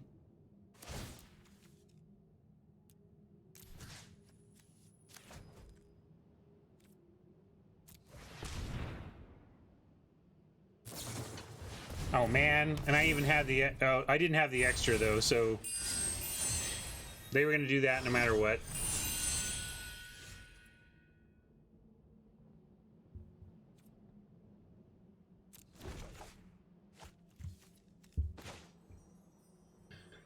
Okay, so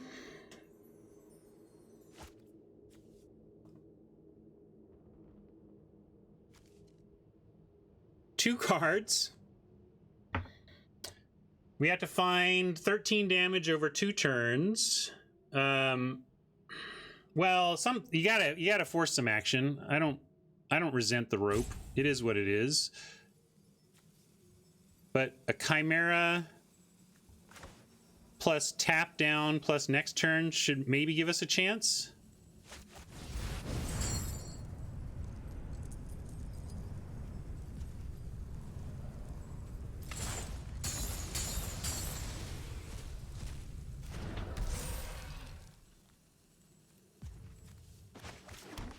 Hey Cardinator, how you doing? We're barely hanging on here, trying to find our way. A tough spot though. What we're trying to do here is tap down 2 things and escape. Well, maybe, yeah. Well,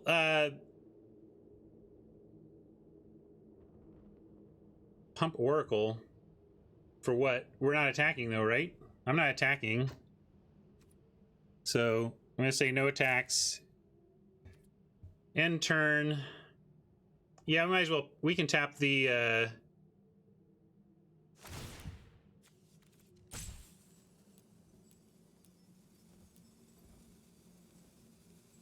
5, yeah, 1, 2, 3, 4, 5, 6. Do 6 to tap the 5, 6.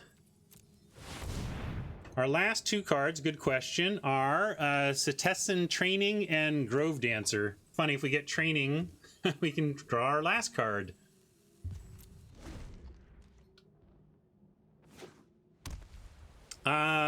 We don't have the yard to escape velocity. This is not our hand.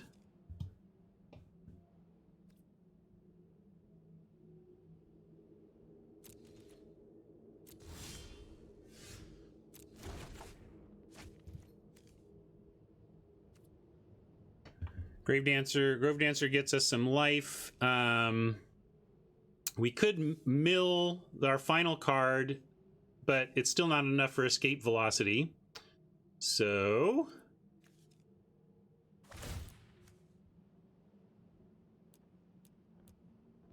I mean, barely matters now.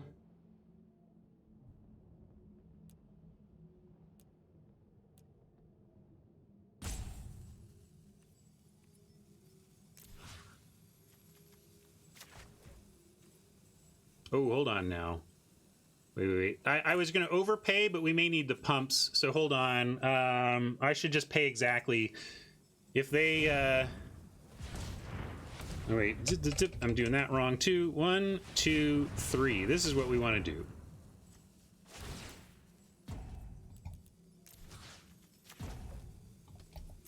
Whew. I am pushing it. I am pushing it. I am so pushing it. Oh, no. Okay, wait. I can still do it.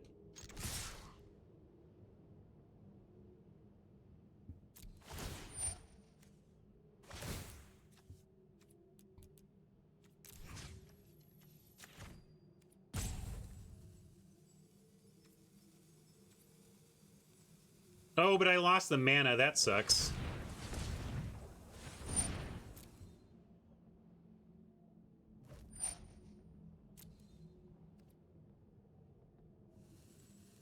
We'll take this. Oh, no, we can't take the action. We lose. Almost lost the game there.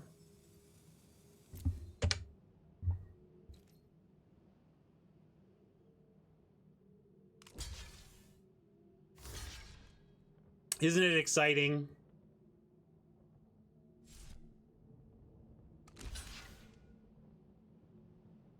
Did this put this somewhere? Did it just guess for us? Where did it put this, I wonder?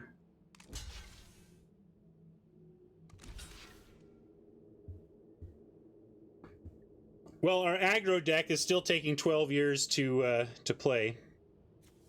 Oh, is that the only target? Funny.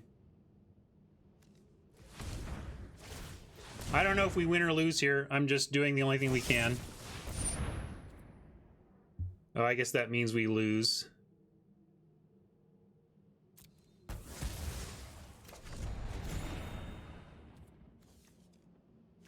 But I'm still just gonna do everything, see what happens.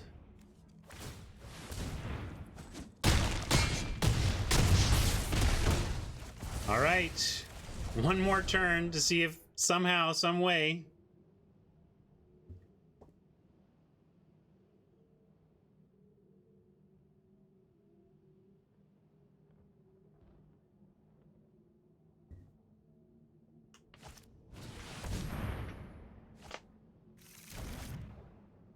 Yeah, that 3 mana loss was bad. My own, it's hard though. I just needed a little more time. A little more time. Definitely taking this action. And we can't do this or we lose. All right, they gave it up. Woo! God.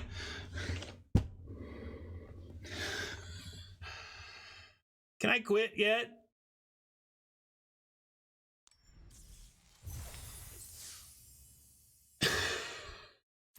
Again, I think the lesson here is how, but it wasn't well played. That's the thing. It was played pretty sloppily, understandably sloppily. I don't think anybody out there is like, man, how come Ryan didn't play better that game? Like, it was very tricky, but look how many mistakes you can make and still find a way. Huh. Well, I will take that. No complaints. That was not our finest hour. We slink away with a win.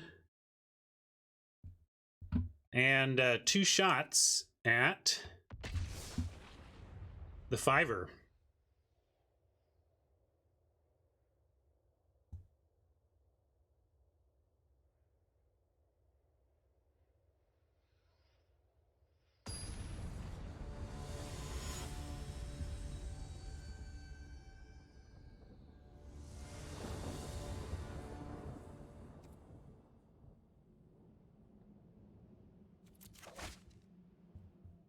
You never answered my question, D. Why are you so psyched for the Mastery Pass recording? Do you just like I mean, you're just excited for something different? This is great.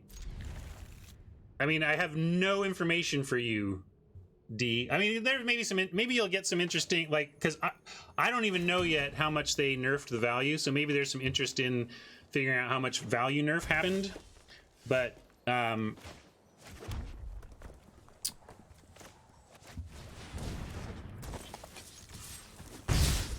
just wonder why you're so excited, D. You know, like, you could do a video on the Mastery Pass at this point.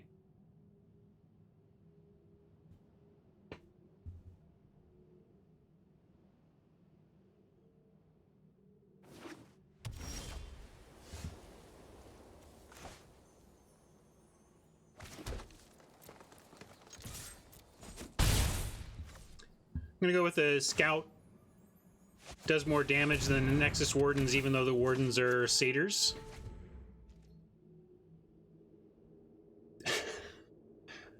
Okay.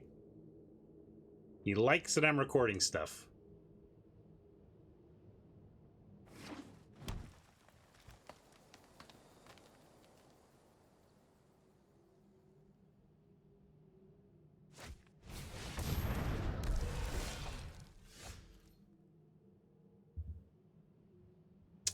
We're gonna have a nice turn where we blessing their 4-1 and eat it, and then follow with maybe training? I don't know.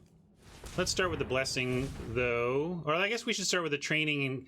But we're totally gonna bless. Like, we're not gonna not bless, right?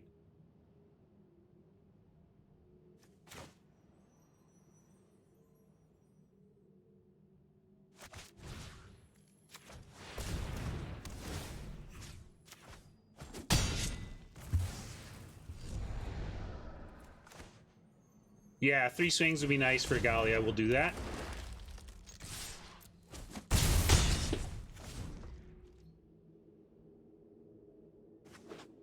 Bless the mana dork? No, I wanted the 5 toughness.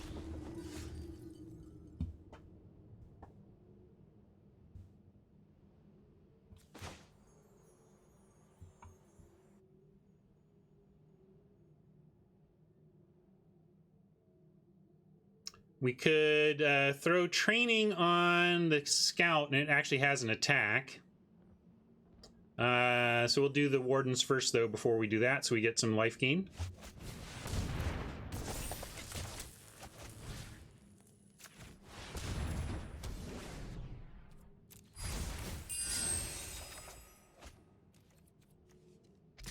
Ooh. Can't give up Gallia for this, but tempting.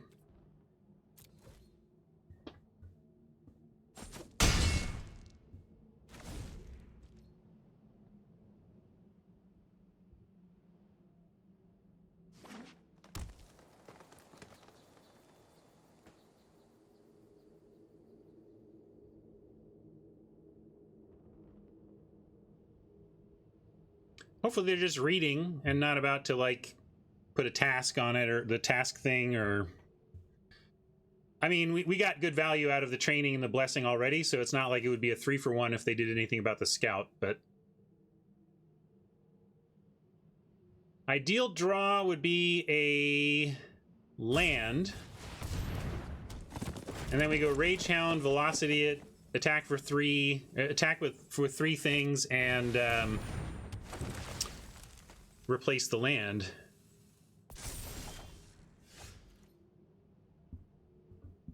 All right, so if we make this a 5-6, then what happens? They have 3, 4, 5, 6. They do have enough to get it, but then we could Velocity it. We could go Herald and Velocity. Then they lose a lot. Yeah, we could do the Rage Hound Velocity thing. Is that worth it? Because then we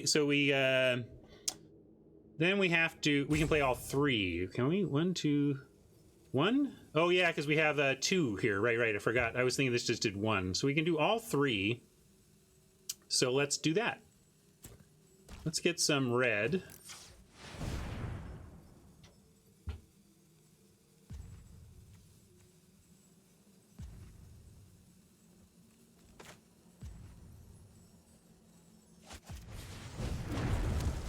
Herald. Velocity Hound. Yeah, it's okay. I think this is worth it.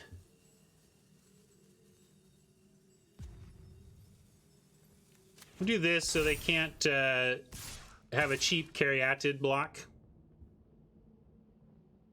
And then if they want the Scout,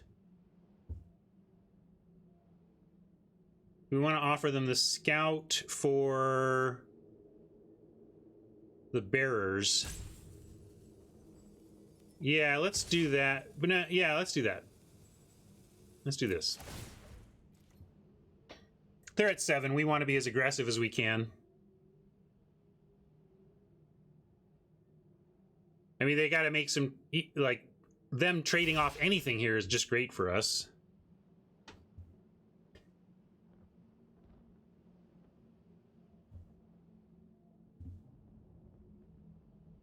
Yeah, we could have even sent Gallia. You're probably right.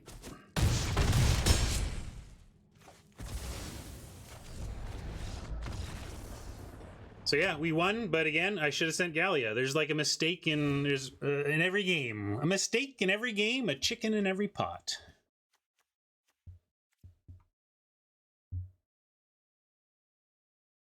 White, green, enchantment stuff. That's kind of what I see from Oppo. Probably some flyers in there. But we didn't see any yet. Don't know what the, yeah. So without knowing, I think we just keep the plummet out.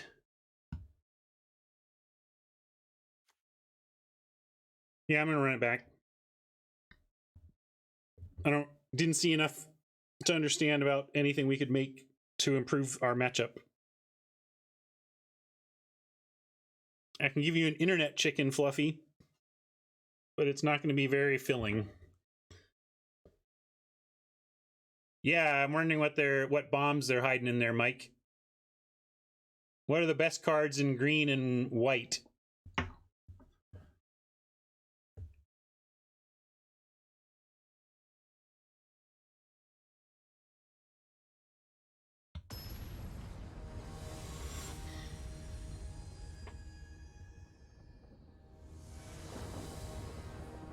Elspeth Enchantment is pretty darn good, but often plays out kind of just like removal.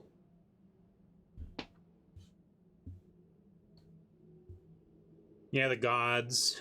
Renata, pretty good.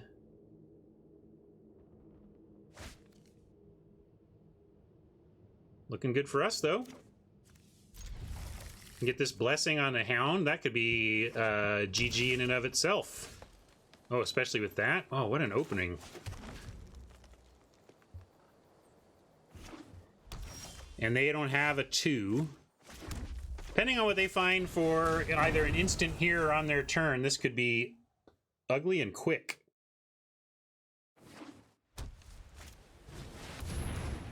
Interesting, because that means I think I just... No, we should just kill that. Well, we could do Nyx Herald. Do you think they'll block? I don't think they'll block. I'm tempted to just put Wardens or Herald out, and if they want to block there, that's fine. I think that's good, because then if they do block, we just drop Herald, and then we're happy, right?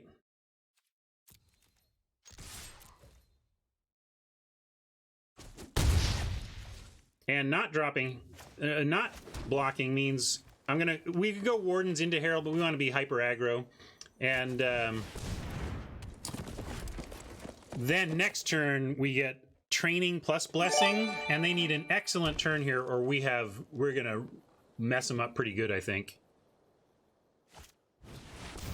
All right, that is...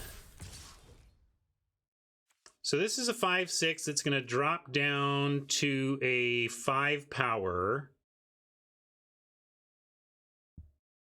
Oh yeah, we're taking it. I'm just trying to figure out if and how we're killing it. We can do so after with the Rage Hound. If we go, oh, that's interesting as well.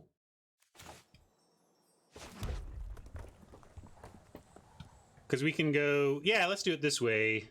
This is +1/+1, right? So we go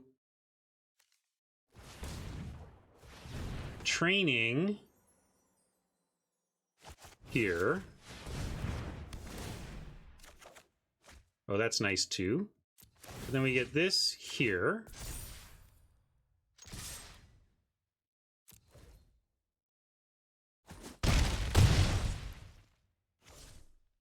And it becomes a full trade, but I think we do it. Right? We don't get to keep the hound here, unfortunately. They fight.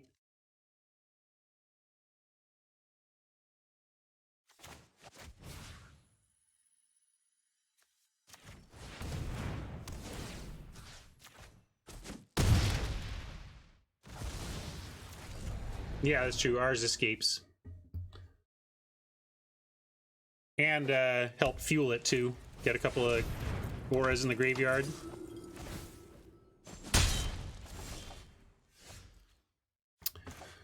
All right. We could go... let's go Warden's training here. Save the blessing.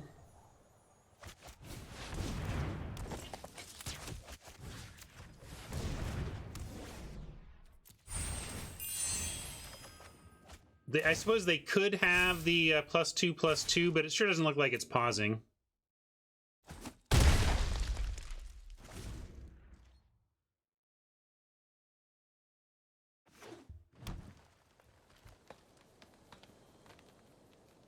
I don't know, I think it worked out.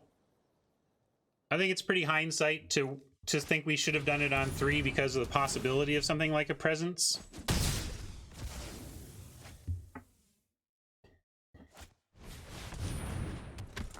All right, that's not bad, but we got a Typhon coming.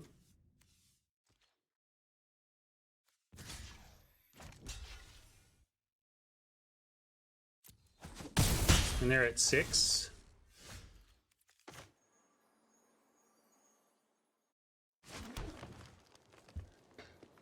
Blessing on the other 3/4 is also somewhat interesting. Get in for 2 while they're at 6. Yeah.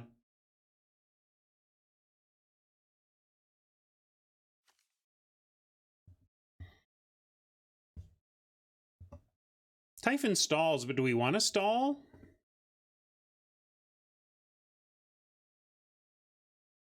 All right, well, we'll do the Typhon.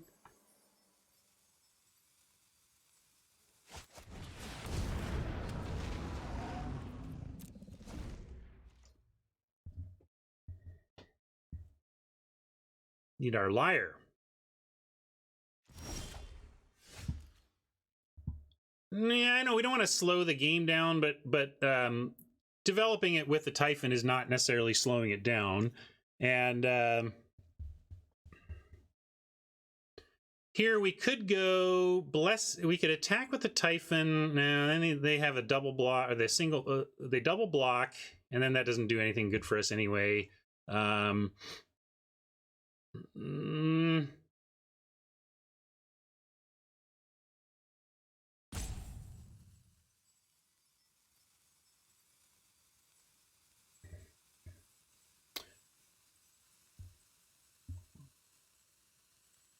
I don't like their open mana either. Do you want to not do anything, though? I feel like they would have done something. I feel pretty safe about it. I don't think we're attacking this turn anyway. Yeah, we could escape for next turn, but this doesn't get big enough to get through here, so I don't love that.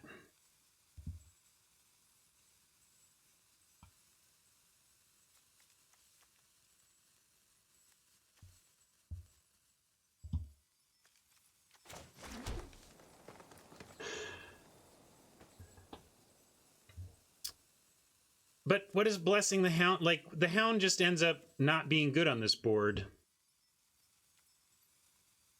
I'm not going to do anything. Yeah, if we bless, we want to do it on Wardens, and then we have 2 creatures that can attack into a 3/6. The trouble is the 1/1 makes that less useful anyway. Okay, now we're getting interesting.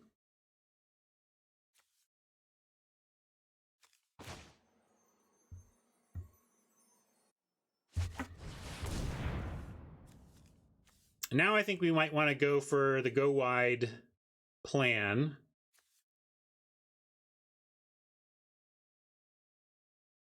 We play this, we play the Hound, and then next turn we have Blessing, and maybe it's enough. Mike really wants the 7/7 later. But Mike, maybe we can actually just win next turn. Is that a stretch? They've got 2 cards.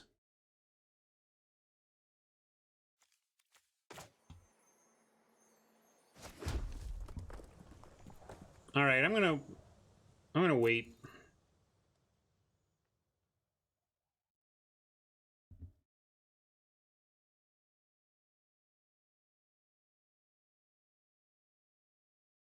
I know we want to be aggressive, but we just don't quite have it here. And yeah, I'll hold lands from now on. You're right. We should hold lands in case we get our Gallia. But we also do have a lot of, you know, we have a lot of mana-intensive stuff going on as well. We find a liar, though, we kind of just win.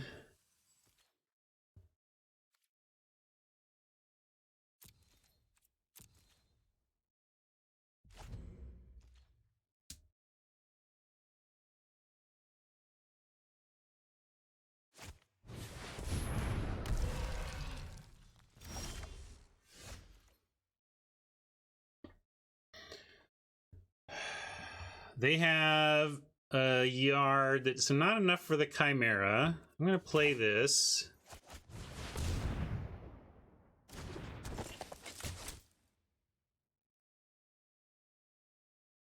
Keep getting tempted to play this Hound like it's going to do something, but this Bearers just makes me want to wait. Still, we're...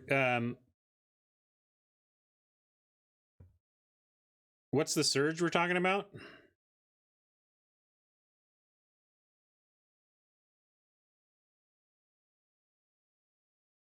We can we can send Typhon and start making trades and then try to get it back. Yeah, but kill power 4+. You think they wouldn't have used that by now?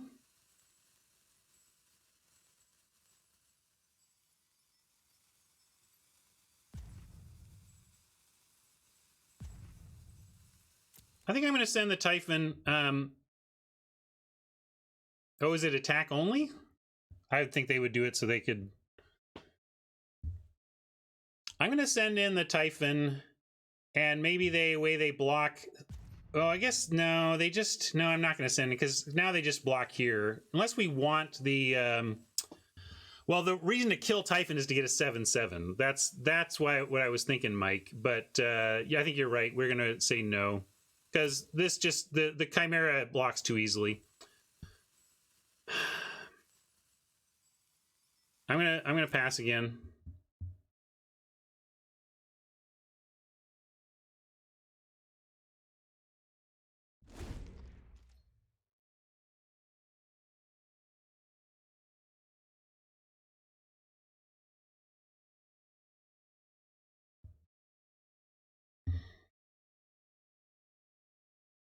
We have some good draws that, you know, affect this a lot. We have well, Careless Celebrant to die for a shock. Escape Velocity adds some power. We got a training. Just looking at what we might draw. Of course, that Liar, Fateful End, and Final Flare both help on this board.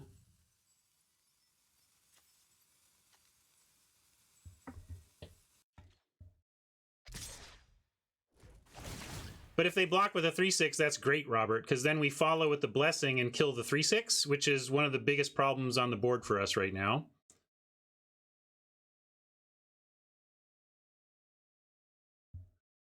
We could take this trade, but I don't know. They're giving us...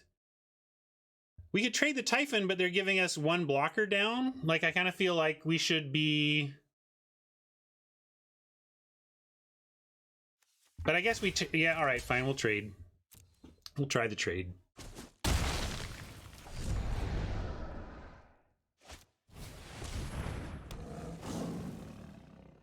There's a pretty big bomb for us to face because we can't really get through this on the ground. So now we need to get super wide.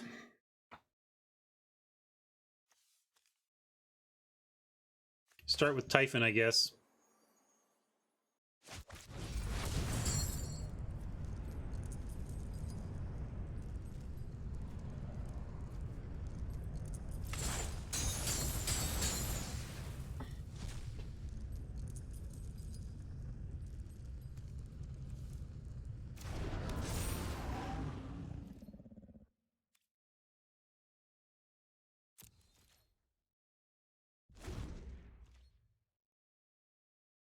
Yeah, we'll find some trample for it. Doesn't the training do that? We have one more of these in the deck, right?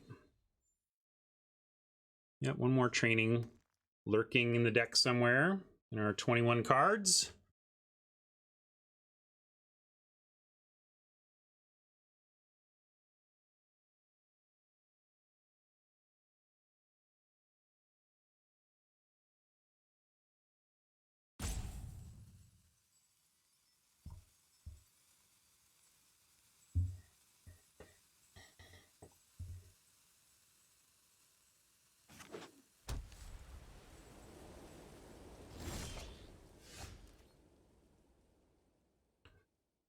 Well, we could 2-spell also.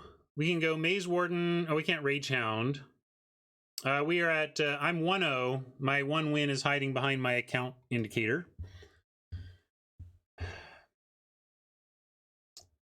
Blessing.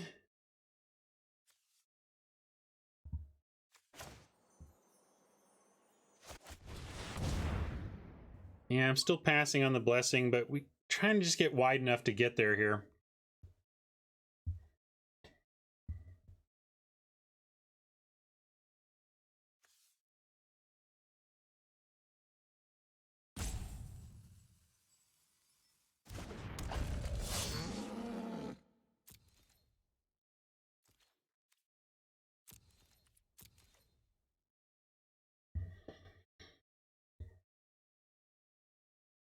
I think our Satyr Lord would be pretty good. It turns these Wardens into 2 power. We could Blessing something and haste up a Satyr. So that's another out for us, I think, right now.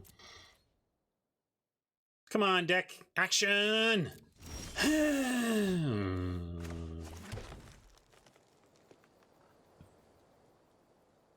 Yeah, still don't have anything making it worth an attack yet.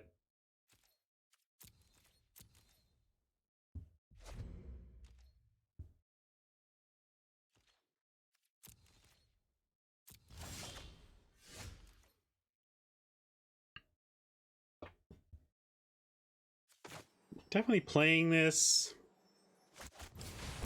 Nothing really to untap.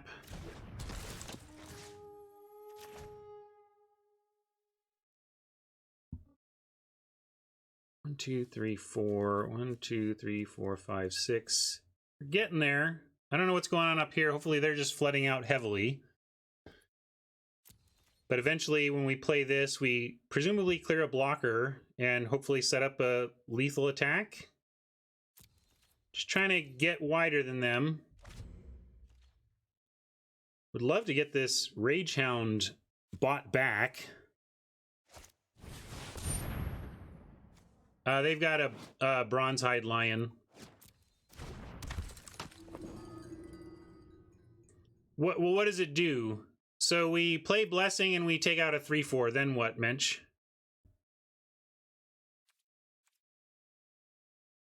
That's why. Like I don't know what happens after that that's good for us.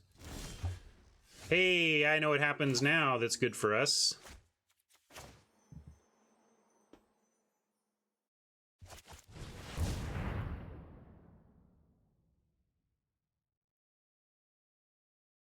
I'm also worried about their hand, Mensch. They have 3 cards we don't know about. They might all be lands, but we don't know that.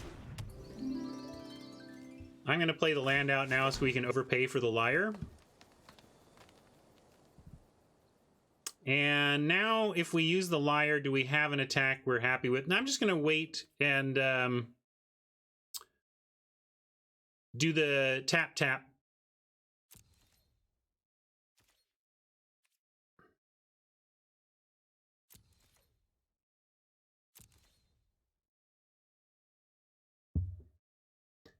Yes, the Warden can become a 6/1.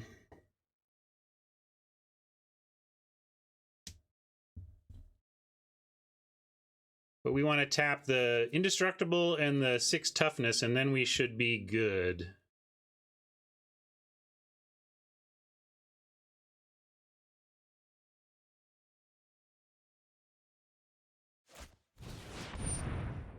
Yeah, there's way more strings in that sound, huh? I could have tapped that in response. This is now we have a 5er, but it doesn't matter. We're tapping both of these either way, and if they want to send in, all the better. Please attack us. No attacking, so we'll go. Let's go overpay on, or maybe we don't care about the. We'll tap the 2 big butts.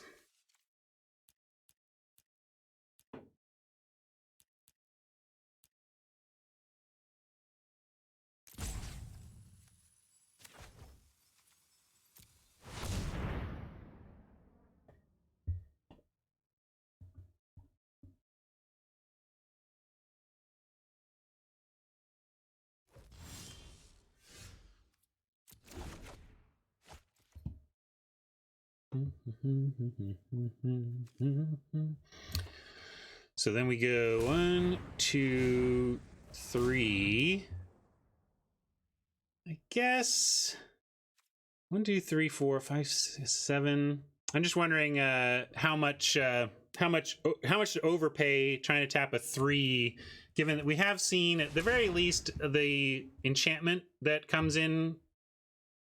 So and if we do it this way, then we can go Wanderer Blessing. So I'm going to pay 4 so we can do Wanderer Blessing.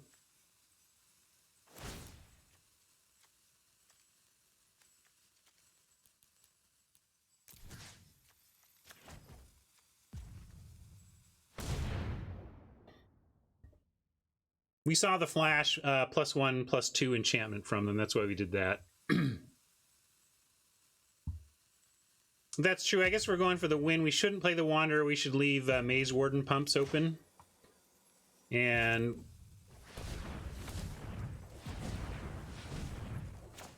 put this on. I'm going to put it on the 3/3. Then everything we have, all the big stuff we have, the lion can't eat. Yeah, we could bless a warden too, but this makes everything survive lion. That's kind of what I'm doing.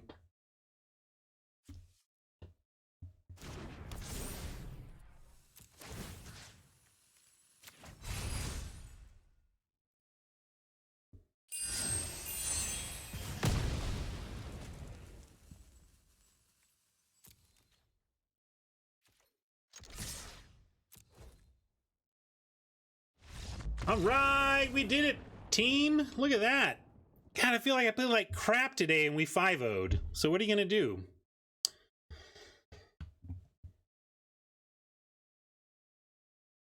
Take it and be happy, I guess.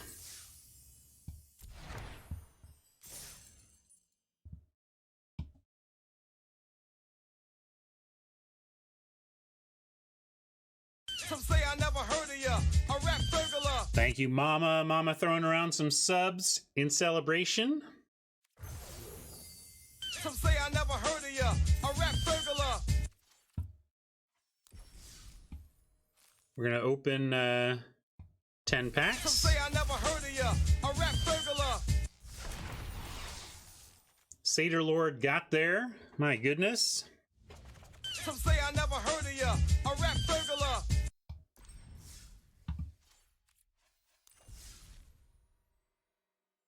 Some say I never heard All of ya, right, another a rap long burglar. stream despite a very aggressive deck. It worked out. We got 5 wins from it. Thank you, YouTubers, for hanging out with me and watching this one all the way through to the end. Remember to check out my sponsor, Card Kingdom. I put that in the notes. You can go handle all of your physical card needs from cardkingdom.com.